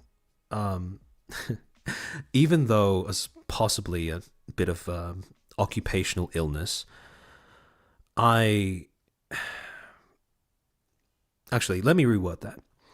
The reason why I respect those kinds of posts so much when I do see them from creators, and when I do see that, again, they're only posting these on their personal accounts and channels and whatever, the reason why I respect that is because it gives me something to fight the sort of the pessimism, the cynicism that is so deeply ingrained in the way that I view these platforms and the way that I view how people interact with one another online, which is in part an occupational illness of the education I've received.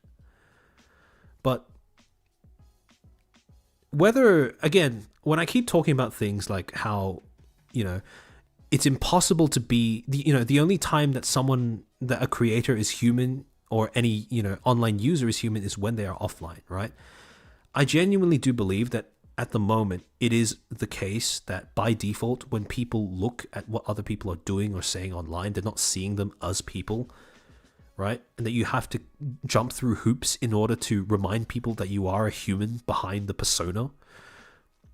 Part of the difficulty of that is because these platforms only allow us to present ourselves to you guys as personas, and the same goes for you guys to us. But the reason why I respect creators being able to express their own personal, like, thoughts, feelings, struggles, etc.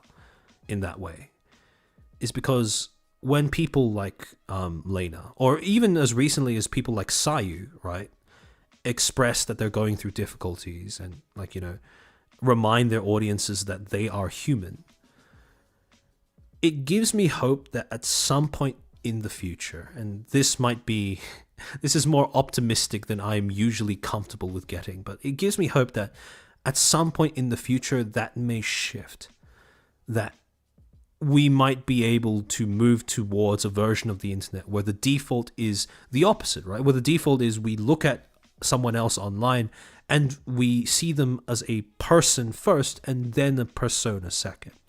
It's not the way that things work right now. I personally believe that it's not going to be the way things work for a long time. But seeing that kind of stuff gives me hope that it can at least happen at some point in the future. Especially when these creators take, like, the time to articulate it in a way that, not only sums up the way that they feel, but gets it across in a way that an audience, like most people in the audience, can understand, regardless of whether they, like, follow them personally or not. With Lena's statement in particular, I don't know if you guys have, like, heard her or anything, but I'm kind of like, I'm torn between whether I think it's scripted or not, because having watched Lena's stuff in the past, she's definitely eloquent enough for that to be ad-libbed. But again, like, she is an example of a creator that is really good at articulating articulating to her audience, I should specify, exactly what is bothering her at any given moment in time, I suppose. And just, like, getting that message out in a way that is personal, but not overly parasocial, I would say. But yeah. Oh, I just realized that people have been gifting membership. Chris Bro, thank you for gifting 10 memberships. Welcome to the Footstools. Welcome to the Footstools. To the 10 new people who were fortunate enough to receive those gifts. Actually, let me switch over to the abduction screen so that I can read out super chats and while I yap, because there were a few that I missed while we were going through them. Give me a second. Let me pull them up. Yeah, I mean, this is. I feel like this is a. I don't know if this topic will ever be like.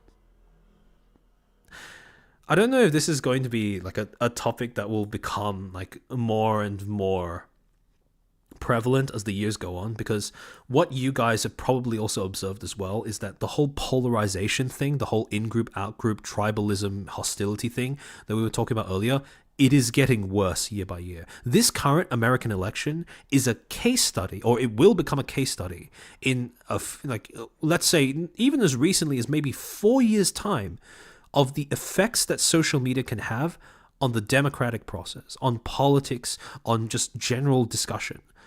Because the problem with this is that as social media ends up becoming more and more entrenched in every other aspect of society, the problems that are inherent to the way that it operates, right, as a platform, as a technology, are going to become amplified in severity as well. And so, again, while this is by no means, I don't want you guys to be like going to other creators and asking for them to talk about this, because again, that goes against the fundamental message of what I was talking about, right? But I do hope that this is like talking about the subject, how it's inherently linked to like, you know, how it's destructive to both the cause that people are trying to advocate for, and it's perfectly in line with the platforms that are exploiting it for engagement and advertiser money. I do hope that more creators end up picking up on this and like sort of signal boosting this message, because it is something that a lot more people need to know about. Since it is unfortunately only going to get more severe from here on out.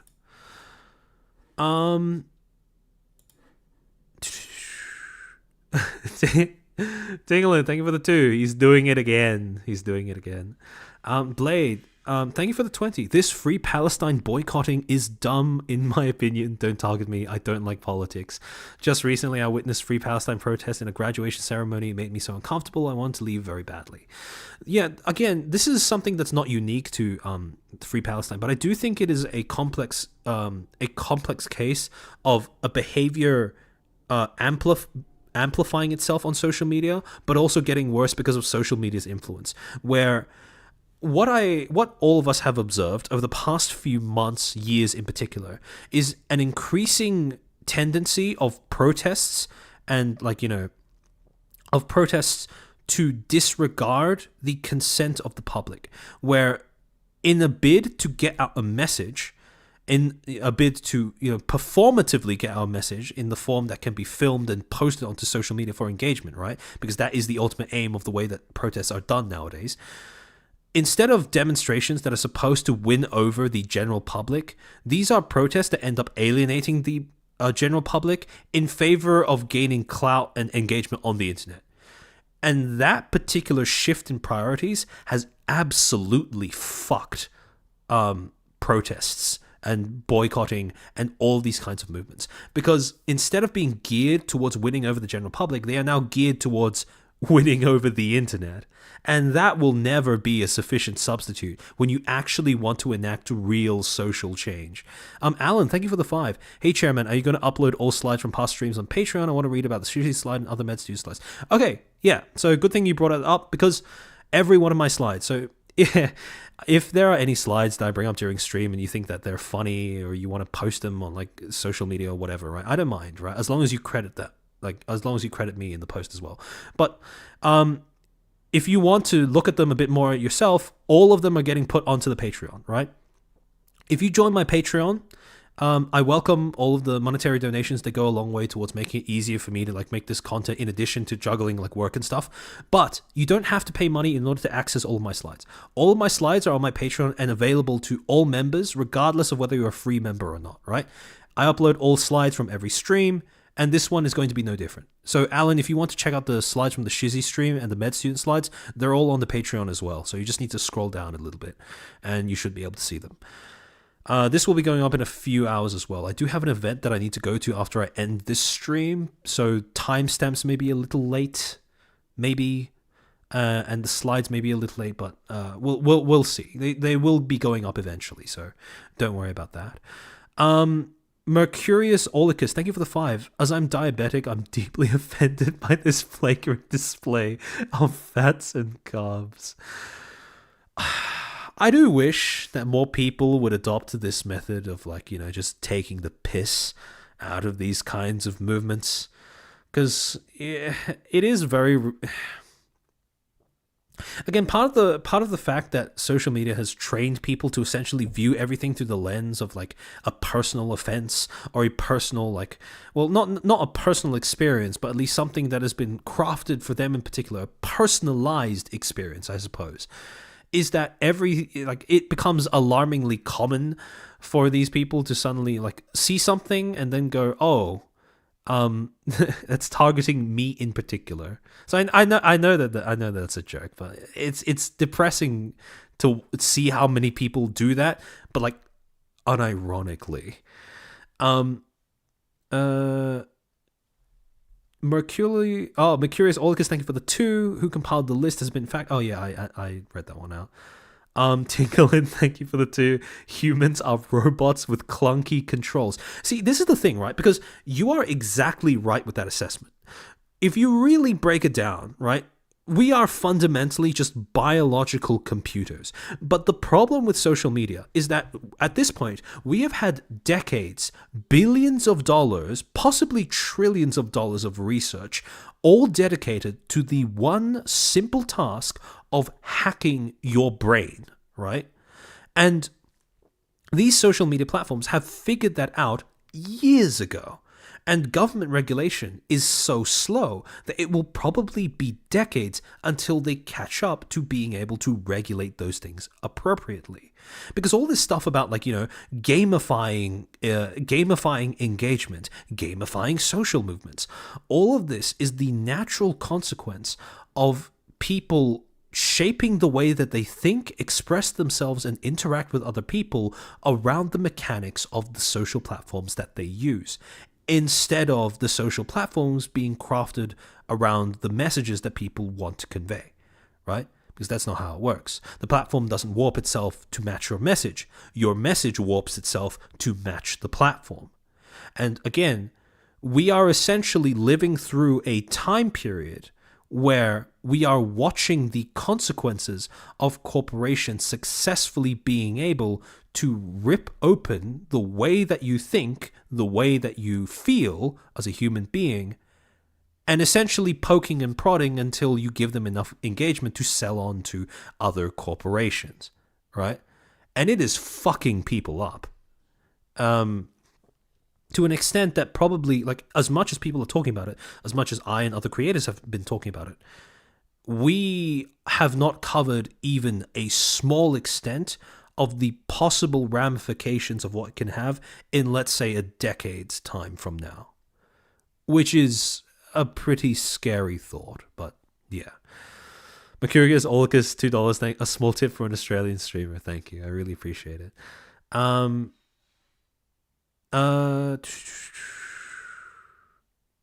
Okay, and I think that's all the super chats. Let me get to the memberships, because people were gifting them earlier.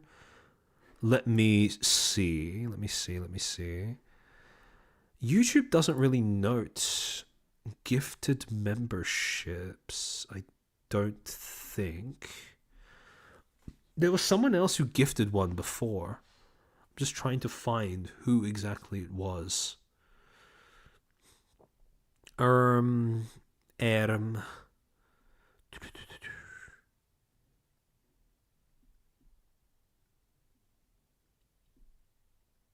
Sorry, I'm really sorry if I missed your membership or I missed you gifting a membership earlier, because YouTube has no way of, like, showing me whether you've actually, like, who's gifted it or who hasn't. So I'm just going off of memory. Blaze, thank you for becoming a Footstool. Welcome to the club. I'm just trying to recall as the names have blurred past. HDDD, thank you for becoming a footstool. Were you the one who gifted me? I can't quite remember. But yeah, if you did gift a member and I missed it, I apologize. That is a part of streaming that I am myself trying to become a bit more accustomed to. But yeah, we are living in an IRL Black Mirror episode. Yeah, you're not wrong about that, Alan. It really is the way that it's working at the moment. HDD and Chris Broad donate. Okay, so yeah, I did get it right. HDD, thank you for gifting. I think I remember you gifted 10. I think you gifted 10. But yeah, down the V rabbit hole. Thank you for becoming a footstool. Welcome to the club. But yeah, HDD. Oh, you didn't gift. Oh, okay, wait. Oh, Mercurius Orlicus gifted. Oh, yeah. Okay, Mercurius. Thank you for gifting a membership. I think you gift it to? Did you gift it to? Was it to Blaze? Did you gift a membership to Blaze? I think I saw that go past, but I'm not so. I have no idea how you're supposed to pay on YouTube with PayPal. Like he's telling me to link a card. Yeah, PayPal is it's really not the most intuitive way of like linking stuff. He did? Okay, good. All right. So I did remember that correctly. Okay. I might end stream here because I do have some things that I I need to prep for next stream as well. So, next week, what we're going to be doing is I'm going to be finally unveiling some of the. So before I started actually like making content, I had a few sleepless nights where the tism was ticking, and I ended up writing a few fanfics based on like these are pretty rudimental things. Like don't expect like novellas or anything, but like just small basic fanfics on some of the VTubers or VTuber concepts that I found to be particularly cool or had themes that I thought were particularly engaging.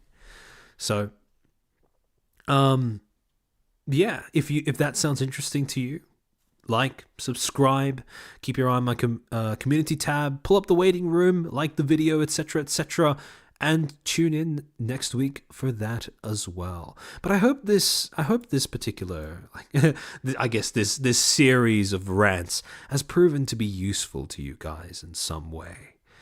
And I hope that the knowledge comes in handy when it comes to articulating how you feel or expressing why something is, well, so unhealthy.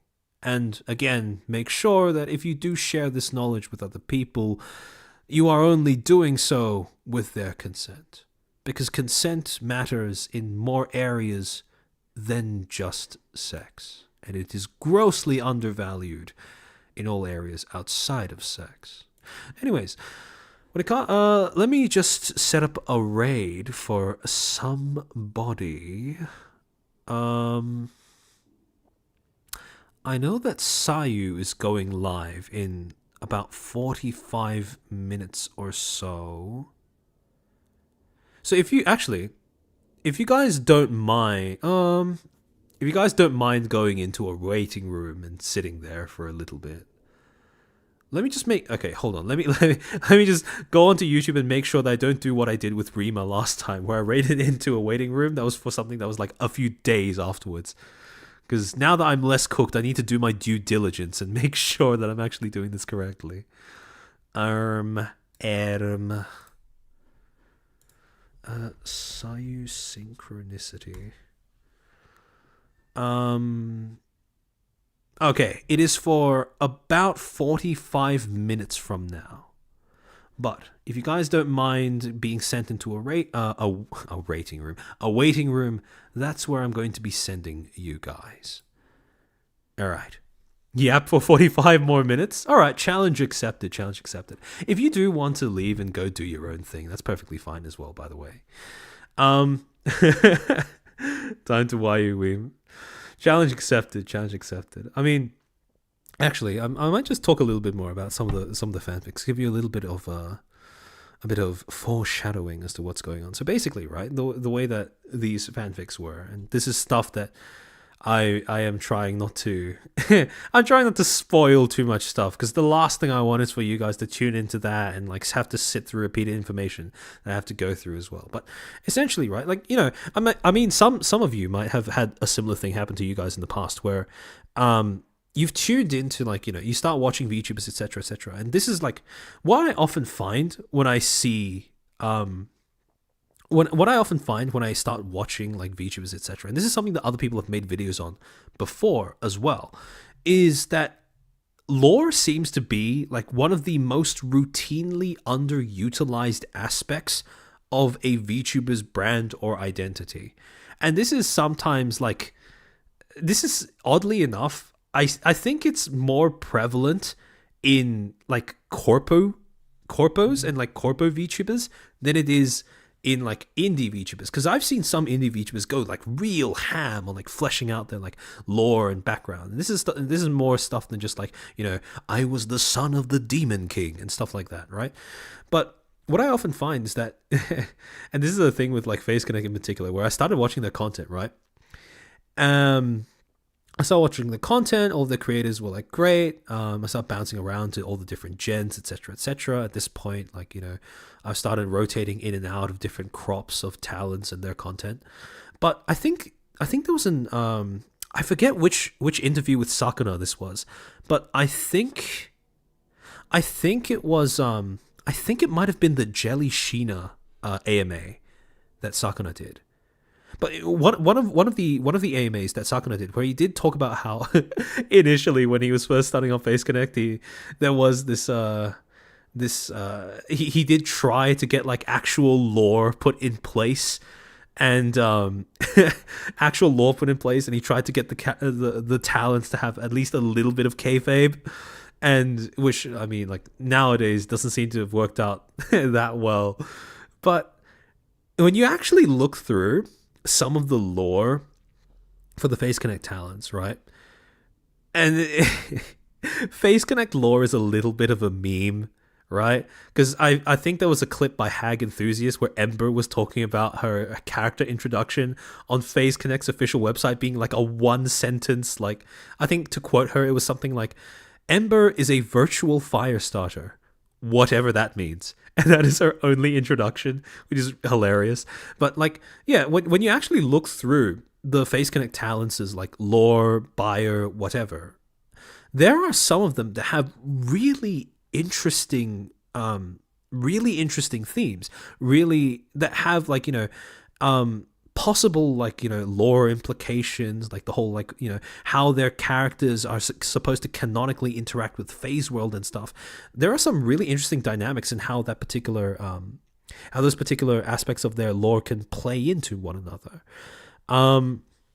And I do think that should FaZe ever decide they want to flesh out the lore aspect of their VTubers and their brand a little bit more, or even like some sort of like community event where I've seen like individual towns do this before, where they have like a poetry night or something. I know that Rooney, like not too far back, did like a slam poetry event where she got the Runatics to send in stuff that they've written, and she would like read them on stream. But should Face Connect ever decide to do like a community event, like a community creative writing event or something, I think that there are quite a few people in the audience, even aside from myself, who would be interested in that and who might be able to pop off with some of the concepts that they've already baked into the lore of their characters. Because again, and this, I don't want to elaborate on this now because I want to save it for next week, but I really like some of the stuff has been really like interesting to work with. Even though like some of the stuff that I wrote, right, or most of the stuff that I wrote on like you know, in a sleep deprived stupor, right? It was a nice chance to exercise the writing parts of my brain, the creative writing parts of my brain that I hadn't utilized in quite a while. I thought Muyu's law was that she got her followers to take care of her. I think so. I think it was something along those lines. Also, what is it with like small purple what is it with small purple lolly VTubers and having the ability to emotionally manipulate other people? Because like I'm pretty sure that it's a part of Muyu's lore, right? Where her like something along the lines of her purple smoke is somewhat hypnotic or something.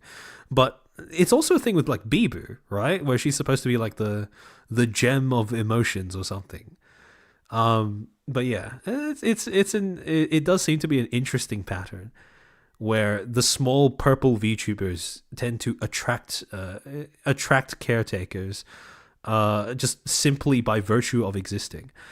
Kitsuyoi, Rooney's poem stream is pretty good. Yeah, I did tune into a part of that as well. She has such a great reading voice.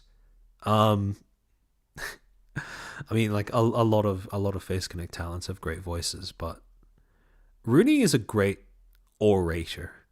Um, hold on, Pippa is a mega idol. Enough said. See, okay, so not to spoil too much, but one of the fanfics that I did end up writing was around Pippa and Tenma. Their lore in particular and the way in which the themes interact with one another are really interesting to me, at least. But yeah. Invaders, yeah, I mean, I guess Invaders does have lore, I believe. But I mean, again, a lot of the I'm pretty sure that FaZe didn't start like actually doing like most of the way that the FaZe lore or the lore for the individual FaZe members seems to be written and arranged, it does seem to be on like a case by case individual talent basis, where I'm not sure if there's that many tie-ins with the other members. I know that Pippa and Tenma have a tie-in. I know that Saya and Muyu have a tie-in. I'm trying to think. Hina and Rooney, Remy and Rie. I'm trying to think what others there are. Can you guys think of any? Because I don't remember if there are any other explicit links. There are some that have like, oh, also like the ones that have like a reincarnation theme going on with their character lore. Those are also really like, there are a lot of things you can do with that, especially because of how reincarnation ties in thematically with VTubing as a practice. So like, like Leah's lore, Dizzy's lore. I don't think there's anyone else with reincarnation lore, is there? If I'm remembering correctly, it's just those two. Sheena and Jelly are both star women, different kinds of star women. So if I remember correctly, Sheena was supposed to be like, celestial seamstress, right? Her job was to like stitch stars into the sky, if I'm remembering correctly. Lumi and Sheena are like actual star women, where they're supposed to be like celestial beings, but Jelly's supposed to just be like a human person who wants to be an alien idol princess or something along those lines. So Jelly is a star woman, but she is an honorary star woman, if I remember correctly, canonically speaking. I haven't seen Pippa Tenma collab in a while, besides the Off Guys. Yeah, I mean, they did do the... Oh, well, actually, yeah, all the collabs I'm thinking about happened during when Pippa was in Japan. But yeah. I don't know what purple is in color theory. Purple, I mean, the only meaning associated with purple that I remember is that something to do with royalty. But aside from that, yeah. The gem of brain rot. Yeah. Rumi is a normie queen that melts people's hearts. Something that I found to be quite interesting as I was looking through the different like FaZe talents like laws are how many could possibly lend themselves really well to a horror theme, right? Because there are some talents whose lore is like really dark stuff in there. They deal with like, for example, and these are just like general themes that aren't that like, maybe they're just me reading into it too deep, getting lost in the source. But there are things like body dysmorphia, like, not just imposter syndrome, but the state of being trapped in the body of another, or being trapped in your own head while an imposter takes over your body, right? There's also stuff like all of the star women have the inherent capacity, by virtue of being star women, of leaning into the whole cosmic horror, like cosmic horror genre or theme, should they ever want to. And that idea is like fascinating to me because, again, a lot of the star women are like, goofy, silly, like, like wholesome, but their characters' lore implications could be like very diabolical should you choose to take it in that direction. Blade, thank you for the 10. Corpo lores, I don't know many aside from Hololive Ian. Niji's lore is like multiverse BS. Indie lore is vastly different, yet only Merry-Weatherly storylines in themselves. Yeah, so again, I do understand that like lore isn't that like, it's not really that important, right? Because again, lore is not really something that your audience will notice right off the bat, unless you're like really steeped deep into the kayfabe. But like even with Hololive, where there is quite a bit of kayfabe, the lore isn't that like important.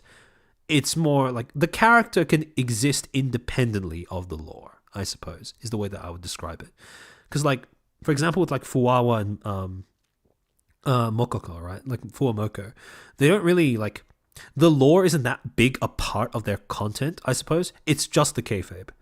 But and it works regardless of that fact. But yeah, Sayu's lore videos. Sayu's technically a reincarnation. Yeah. So it's interesting that you bring that up because again, Sayu is another example of someone who the reincarnation aspect of her lore ties in like really poetically with her own story as a talent, not just as a character. So you have that level of synergy there that most other, well, I would assume that a lot of other VTubers don't quite have access to when they're crafting their own like character bios and stories, etc. You heard it here, Jelly's a cosmic horror. Unironically, I don't know if you guys have. Okay, so people who haven't watched a lot of Jelly's stuff, if you go back to her debut VOD, not like her debut, but her like her first ever like quote unquote debut VOD, right? That shit is a gut punch and a half to watch. I don't think I've suffered as much emotional damage from tuning into a stream or watching a VOD as I did watching the very first VOD that Jelly ever uploaded as a character intro to her stream. Because that shit is like, it's both like tragic and horrifying to see. And people who've watched it, you'll know what I mean. But if you haven't watched it, I don't know if I'd say recommend, but it is definitely something to behold. Hachima's lore went from normal high school to eldritch horror. Yeah, this is the interesting part about VTuber lore as well, is that very often what you'll get is that your VTuber lore will, because it is a part of your brand identity, right? It'll end up evolving alongside your audience, right? To give you an example of this, right, of an audience, essentially your audience gets to, in some cases, co-create your character bio with you, right? Because there will sometimes be like in jokes or like, or even just funny moments or whatever, things that resonate with you as a creator and your audience that end up baking themselves into the lore that you create for yourself. And an example of this, even if it is only as like part of a meme, right, is Rima. Because the whole like horse thing did not exist before her audience started taking the meme and running with it. And again, I get that it's not a canonized part of Rima's lore, and I don't want to feed into it too much in out of concern for beating it to death. But like, it's a part of her brand identity now, even if it's an unofficial part of her brand identity. Blade, thank you for the 20. For me, purple color, the way I put my idea, corruption. Actually, yeah, that is a good. There was a horror film a while back, a cosmic horror film. I think it was called the. It was the color of space or something like that. I think it was called something along those lines. But essentially, like, it's a very common theme in cosmic horror in particular, at least from what I've read and seen, that purple will be associated with that kind of like eldritch, corruptive, like, you know, a force that will like warp you into being something that does not resemble a human being at all. So yeah, the idea that purple is linked with corruption, I do think is I do think that is quite prevalent. Yeah, usually nowadays video games considered as poison, death, or corruption of some sort. Color theory is like the most common for character creations. Okay. I mean, yeah, I guess that kind of makes sense, right? So I'm guessing that like when you're designing like a VTuber model, one of the first things I assume you would start off with is like, you know, like figuring out like a general theme and then refining it to like a color that is symbolic of that theme, etc., etc. Also, another thing is like when I was looking back at some of the fanfics that I wrote, it gave me a new appreciation for the designs of a lot of FaZe Connect's talents as well, because again, I keep coming back to like theme this, theme that, but the reason is because it is so central to like a character design, right? There are so many models where the way that they are drawn lines up perfectly with the ideas that are present in the like the lore, the character design concept, as well as the personality of the talent that has been assigned to that particular model. And I get that that's all planned, right? Because I'm assuming that's part of what Sakana is looking for when he onboards new talents. But like actually getting to see it in retrospect and considering it in reference to like the overall like canon that's being established when FaZe Connect like does its whole like character design lore and stuff, it's like it's a new dimension of appreciation that I've like unlocked, I suppose. Is that because of Ultraviolet? Maybe. I mean, honestly, it might be like one of those things where it's not actually related, but it would make sense for it to be related that way. And I do think the whole like Ultraviolet being purple and purple being corruptive force thing lines up really well poetically. And again, Color of Space with Nicolas Cage. Yes, that is the movie. Yeah, so that was the horror movie that I was thinking about, where it was like a cosmic horror where I think it was something about like, you know, just this like technicolor purplish goop that would go around and like warp everything the moment it came into contact with it that came from outer space. But yeah. Oh, what was I going to say? Oh yeah, I do think that, and I said this as a meme before in like other people's like streams or chats, but I do think that when it comes to VTuber concepts, objects and like intangible things are kind of underutilized because everyone just wants to be like an animal, right? Or like a god, or like some mythical creature or something, right? Like a succubus or kitsune, or like etc. etc. But no one wants to be like. Imagine if there was an entire VTuber whose character concept stemmed around being ultraviolet light. That would be like, again, if I were to make that up as a concept myself, I would need to like think about a good deal more.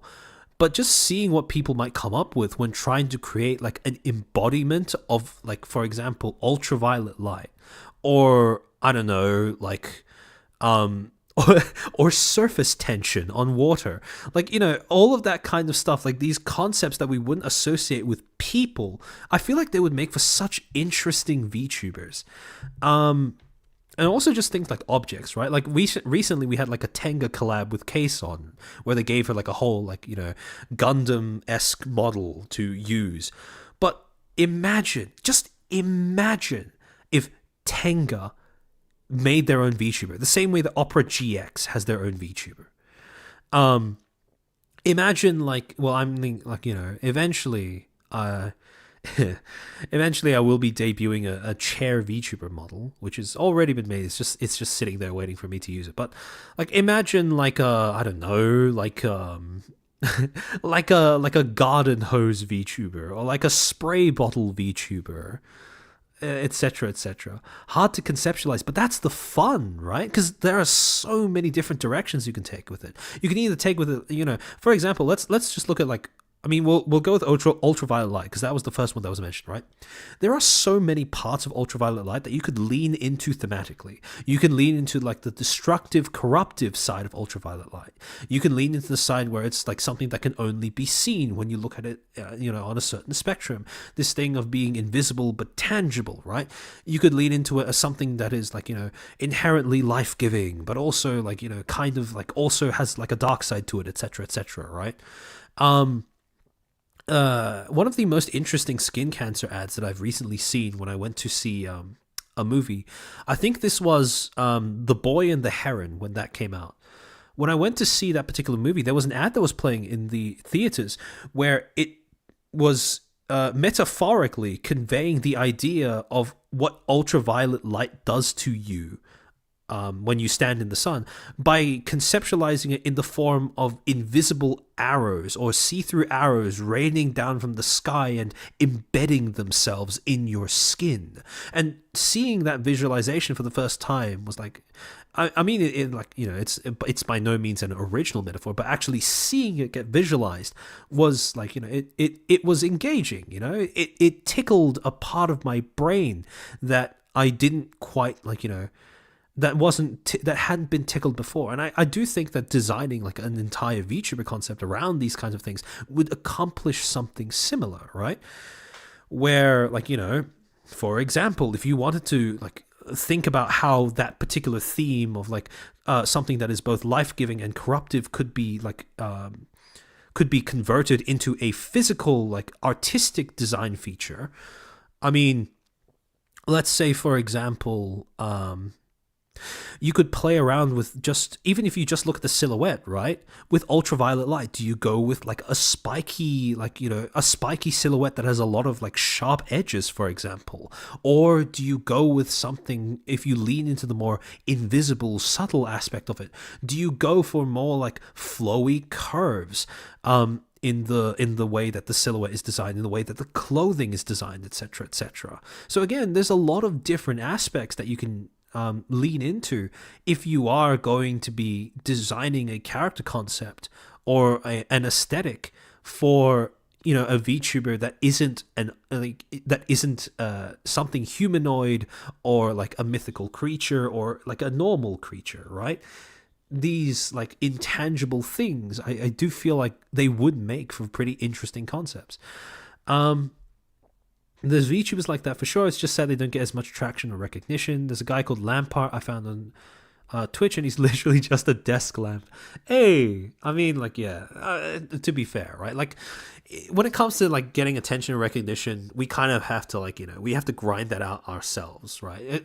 Because this is something that every VTuber worth their salt has told their audience ad nauseum, right? Your VTuber model, your character concept will not be enough to sustain you as a VTuber. You still have to have you still have to grind away that, you have to still grind as a creator in order for that concept to work. Where so essentially it's just like your concept, your model that can make your career better, that can make your brand stronger, but it will not make your career or brand on its own, right? So yeah, so I have no doubt that there might be some VTubers out there, but honestly, I'm just waiting for them to like make it big, or some of them to make it big, so that kind of thing becomes more prevalent, I suppose, or visible. Nuclear VTuber. Nuclear VTuber would be really funny. Because again, that's another example of something where you could take a lot of different directions in the way that you design it, right? You go with, for example, like, the first thing that most people will think about is like mushroom cloud hair, or like mushroom cloud hair, right? Or they might think about, just the dark green, bright yellow color scheme. But there are so many other ways that you can take nuclear VTuber in terms of like concept design or like aesthetic direction. For example, like you can look at the sort of something I don't see very often is non-verbal sound cues as part of character design. For example, right? For example, like actually Camille is a pretty good example. Her character, her character design, her character background, lore, bio is that she is supposed to be like a clown imp, and she has like I believe she has like an actual like horn, like a clown horn that she can like use on demand as a sort of auditory cue to reinforce that like that particular aesthetic or concept or whatever. Like for example, right? Let's say that for like if we were to make a nuclear bomb VTuber, I think it would be really funny if one of their like auditory cues and like this thing that they could do on command as part of their brand would be the same sort of whistling that you would hear from a bomb dropping out of the sky, for example, right? And again, maybe that's not the most like generically appealing kind of thing, but it would be a level of like thematic synergy and uniqueness that would tickle that particular tismic part of my brain. Blade, thank you for the 20. Gajinkas are a thing for arts, females. You are possessed chair as a profession for the entertainment industry. Also, most female VTubers have animal-based. Males probably have job profession or something else. Actually, yeah, that is a really interesting thing to point out. Huh. You might be right about that, actually. Because when I do think of like male... When I do think about male VTubers, right? I think of like Yusan. I think about Shoto. I think about like Joel. And I mean, like, Joel is supposed to be like a possessed doll. That's such a cool concept, by the way. Joel's a possessed doll. What is Shoto again? I forget. I think it was something along the lines of like, does he have lore?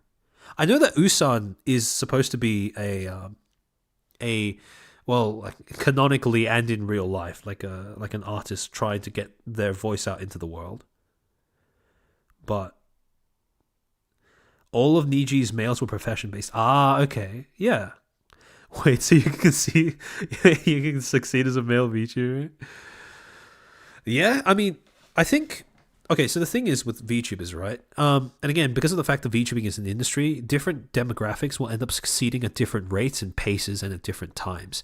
So because of like, VTubing, we can view it as one entire industry, but it is one industry that is segmented into different groups, right? And how you divide up those groups is largely arbitrary, but it is possible to divide them by male VTubers versus female VTubers. And the thing is, right, VTubers or VTubing is, when you think about it, or at least the way that I think about it, it is a Japan-based female-first industry, which also means that as it grows, even though it will encompass more creators than just that specific, subsect, I suppose, Japanese and female, those different demographics, those different groups will end up growing at different paces, right? Because obviously female and Japanese have been around the longest. That will be the most prevalent, the most prominent, right?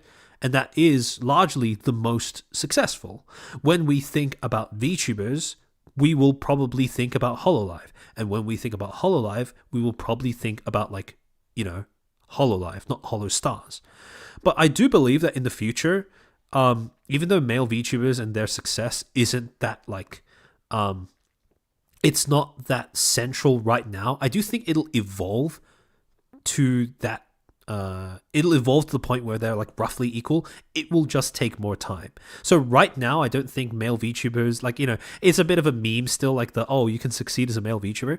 I think that right now you have cases like Shoto, Usan, who've had like concerts and stuff, and this is something that you only do when you're like very established, very successful VTuber. But you also have people like you have like Joel, you have Heavenly Father, who's like not conventionally a VTuber, but I think still fits in that category. Who are perhaps they stand out at the moment as like fringe cases, but I don't think they'll be staying fringe forever. So, yeah. Vox is a hope. Oh yeah, and you also have the Niji. Well, you had the Niji talents. Nowadays, they're not as emblematic of male success as they were before. But you do have Holostars, and I think that Holostars, even though compared to the main branch, they're not as prominent. I do think that they are slowly but surely getting there. So, and the same thing goes for any other sub demographic, right? Whether that be Chinese VTubers, Black VTubers. Funnily enough, when I say Black VTubers, I almost exclusively mean American VTubers. Or Australian VTubers. All of those will, I think, in due time. Right now, they're small because they joined the race late, but I do think they'll eventually grow up to the point where they will become central or central adjacent in the future. It's just going to take a little bit longer to get there.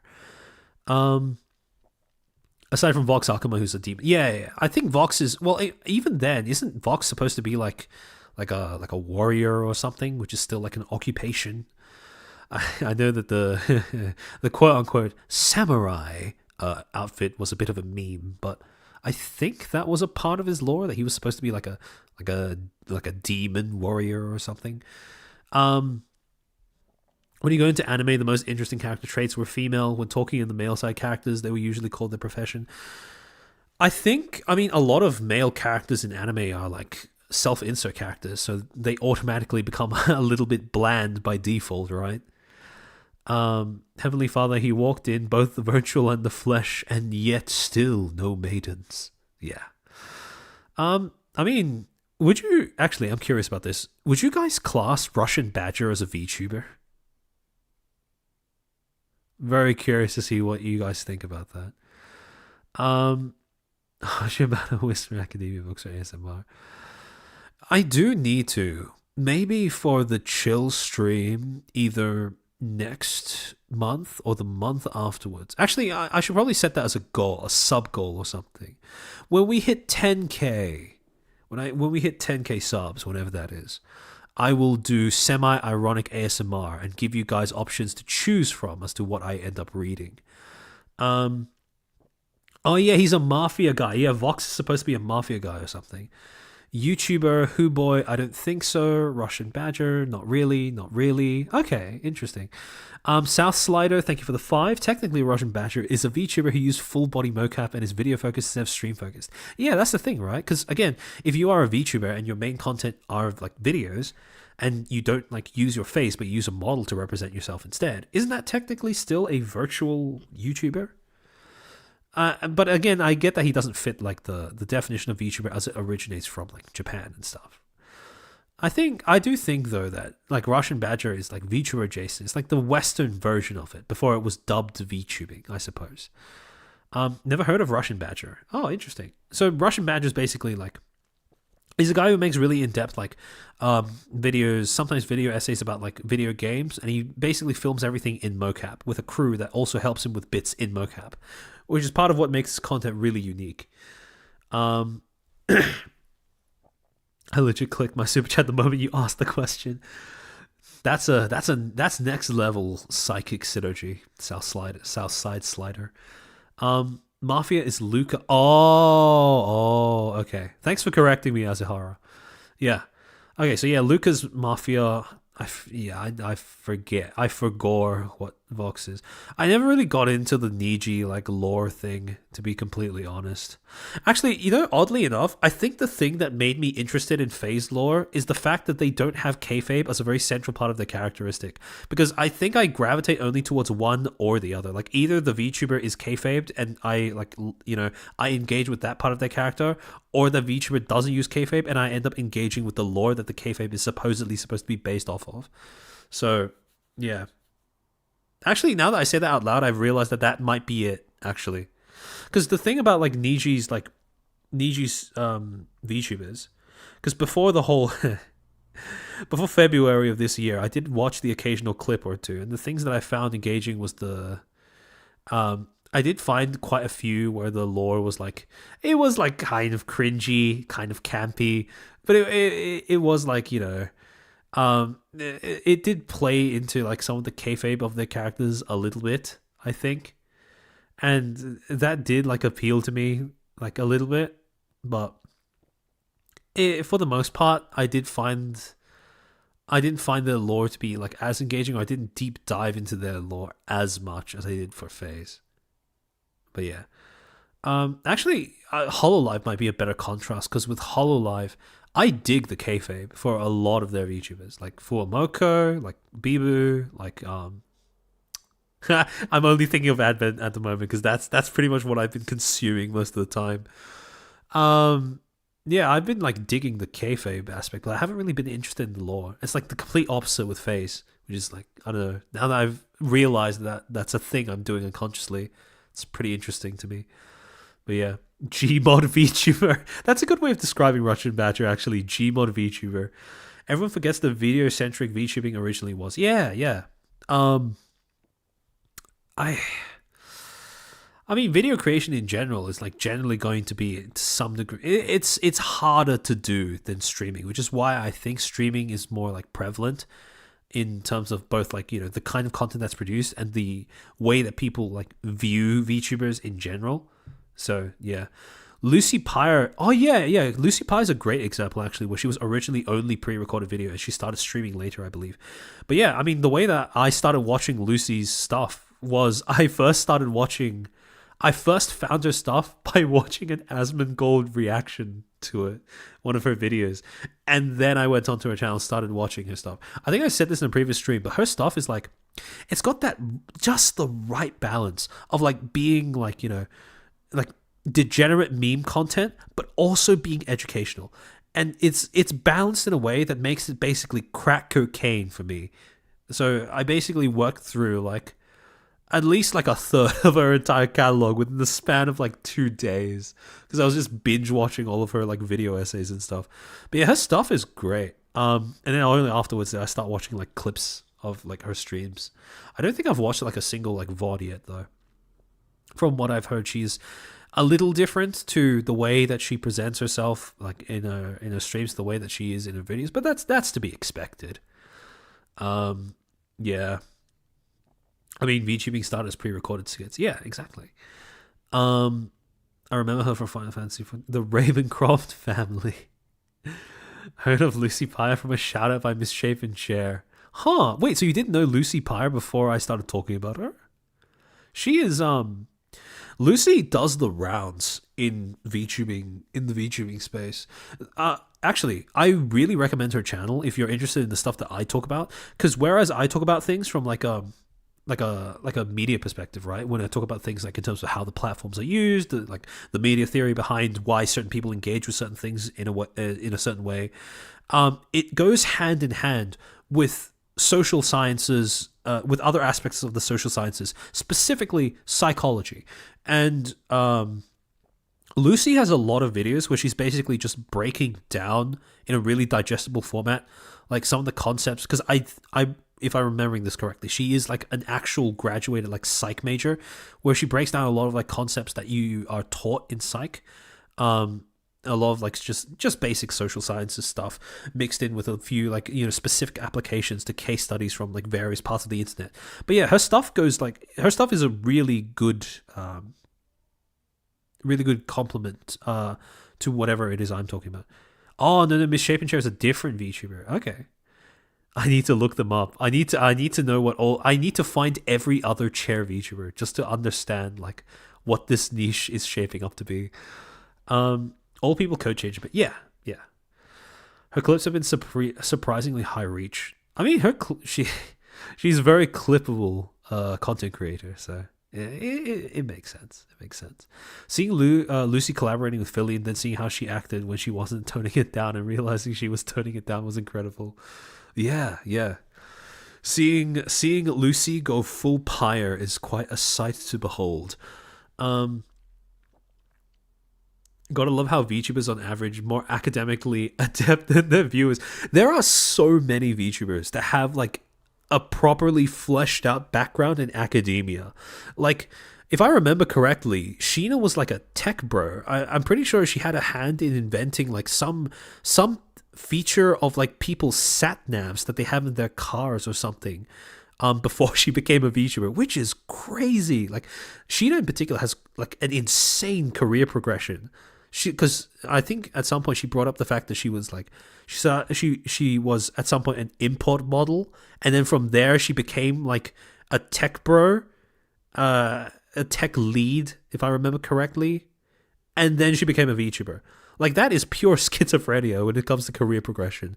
But then you have like Lumi, who's like a properly qualified engineer.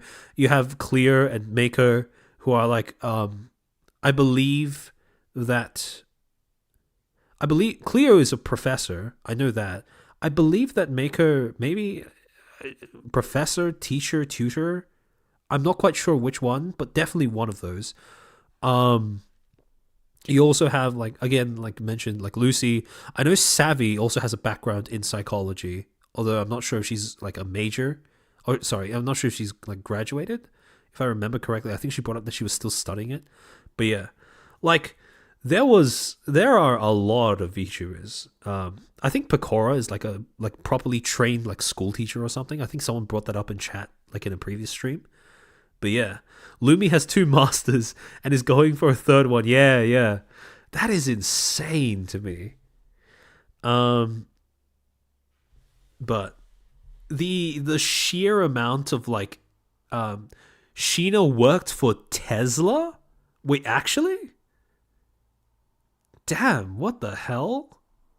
That's crazy. But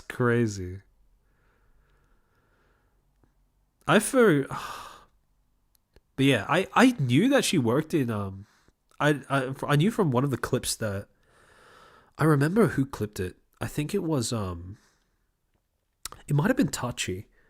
But I think one of the Sheena clips that I saw, like where she said that she was like she used to work in San Fran as a tech lead, but I didn't know it was for Tesla.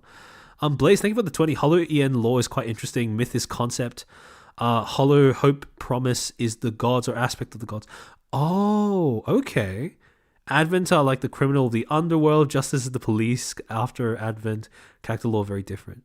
Yeah, they do have. Okay, so the thing with Hollow is that they have really interesting like intergenerational like lore tie-ins, which I haven't seen a lot of other VTuber corpos do, but yeah, that does sound interesting. So I might start looking into it a little bit more. Countess Lita's a working professor. Oh, okay. Cleo was actually in academia. Yeah, I remember. Hearing about that. I've watched some of her like archived lectures from her old VODs. Corone was a nurse. Wasn't there?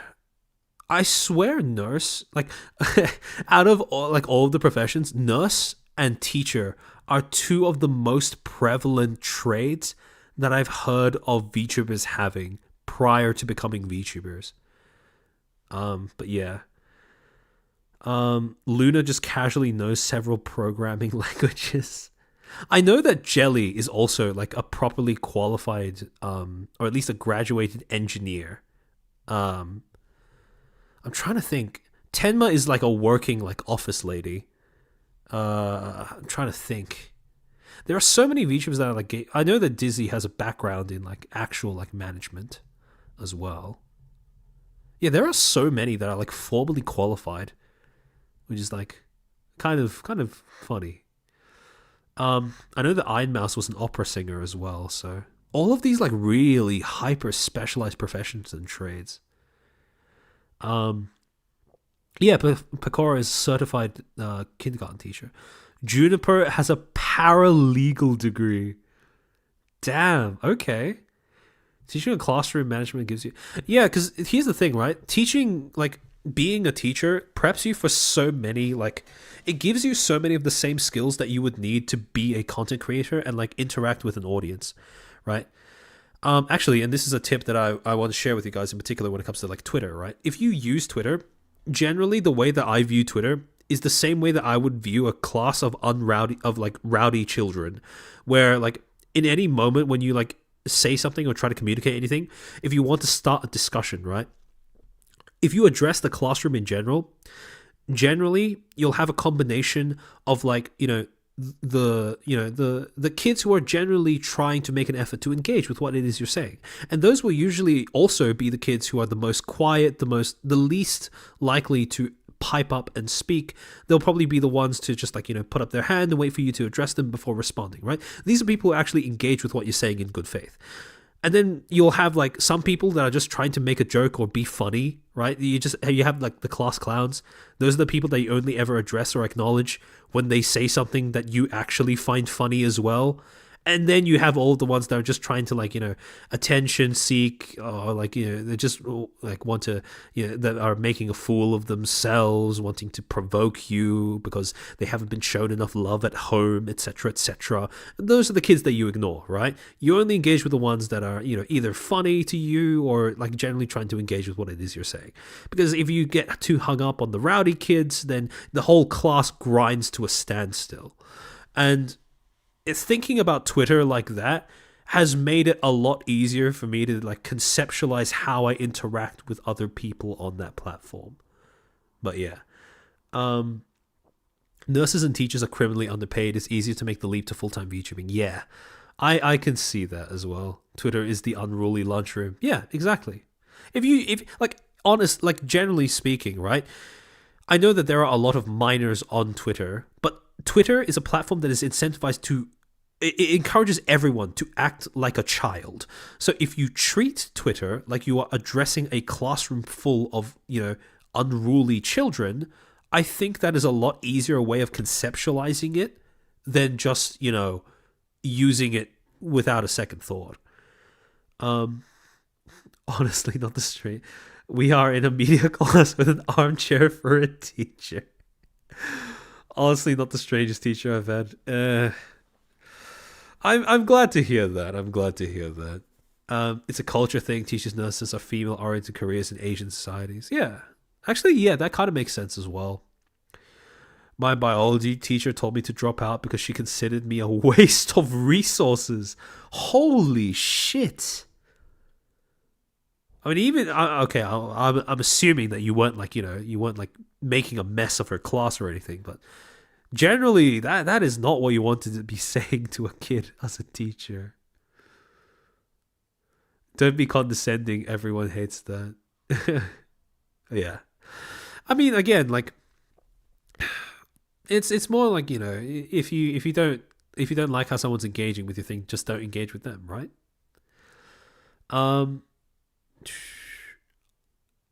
Good way to think about it, since most people on social media act like mad children. Yeah. I mean, pretty much, right? Social media does have an infantilizing effect, and realizing that is, I think, key to being able to engage with it without losing your mind, right? Because it is very easy to lose your mind if you try to engage seriously with what people are doing or saying on social media. Yeah, everyone's reacting with shock to what you said, Svezda. But yeah, there are certain fields where female teachers are stereotyped too, such as language arts and social studies. I agree. And I do think it's a little bit of it's a bit of chicken and egg, because those there are certain fields of study where there are stereotypes that exist more strongly, but because academia in general tends to be dominated by women, then the stereotype ends up latching onto women rather than the subject in general.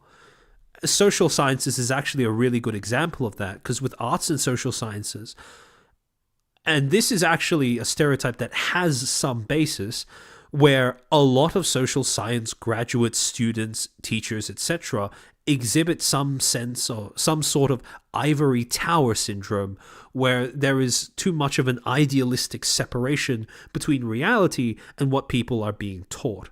And because that is a problem that is intrinsic to that aspect of academia, and because women make up, I believe it is way more than half of all students in academia, and also a significant portion of staff in academia, then I can see why that, that particular stereotype will just become like a woman thing rather than an arts and social sciences thing, or at least in addition to being an arts and social sciences thing. So yeah, I need a drink of water. I can feel my throat like dying on me. Oh, everything's cold now. Ugh. This was boiling before we started. A little bit of cup ASMR for you guys. I get why anthropologically, but dang, if it isn't weird nowadays. Yeah, I agree. In general, though, the arts and social sciences in university, it is a little bit of a mess, in my opinion, because how do I say this? There are many ways in which politics in education is okay, but arts and social sciences really lends itself to being affected by politics and ideology in an unhealthy way. Because arts and social sciences is essentially an entire university subject that is structured around teaching your students how to think, right? And when you're teaching your students how to think, it can be very difficult sometimes to balance teaching your students to think for themselves and teaching your students how to think in general. Because you don't want your teaching to be too prescriptive, but you still want to be able to give them the foundations of like how they should go about critically thinking about certain issues. So, yeah. And arts and social sciences is like that, and it's also like, how do I say? Arts and social sciences in particular is very prone to like pseudo-intellectualism. There are a lot of redundant subjects that exist in arts under the umbrella of arts and social sciences that really shouldn't be existing at all, or don't really have any sort of significant career prospects that justify their existence. So yeah. Jose E, thank you for the 2. A day late, but Merry Christmas. I appreciate it. It's difficult to teach how to think and not to think. Yeah. Not to think how you kind of think. Yeah. Exactly. Because like as a teacher, right, and this is something that I'm thinking about a lot when I'm like, giving information to you guys as well, but I want to be able to give you, how do I say this? I want to be able to give you the tools to think with, without like, before telling you guys how I think. Because then essentially, right, I don't want converts. I want people who could use the same knowledge I have independently of me. And this is like the same goal that a lot of teachers in theory do have, right? When they're teaching, regardless of whether it's like primary school, kindergarten, or university. It's like all the same thing, right? Because at the end of the day, we don't want drones. We want people who are actually capable of like, using the knowledge on their own. Oh, he said Merry Christmas because it was cold, because it was winter. Oh. Yeah. Australia's seasons are pretty backwards from your perspective if you are in like the US or something. But yeah.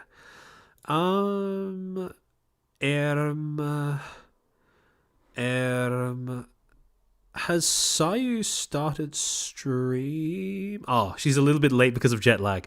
All right. I think she will be starting relatively soon though. So I might actually actually end stream now, and I will send you guys over to Sayu's waiting room. It shouldn't be too long, I don't think. Any minute now. Yeah, exactly. So I'm going to send you guys over there. Give me a second to put it into the live redirect. But yeah, I hope you guys have fun in Sayu's stream. Please give her support. From what I've seen, she's been having a bit of a rough time recently. So please be nice to Sayu. Be supportive. Please behave in her chat. And yeah, I'm going to see you guys next week. Hope you guys enjoyed this stream. Hope you guys enjoy hers. And yeah, O2 chair. O2 chair.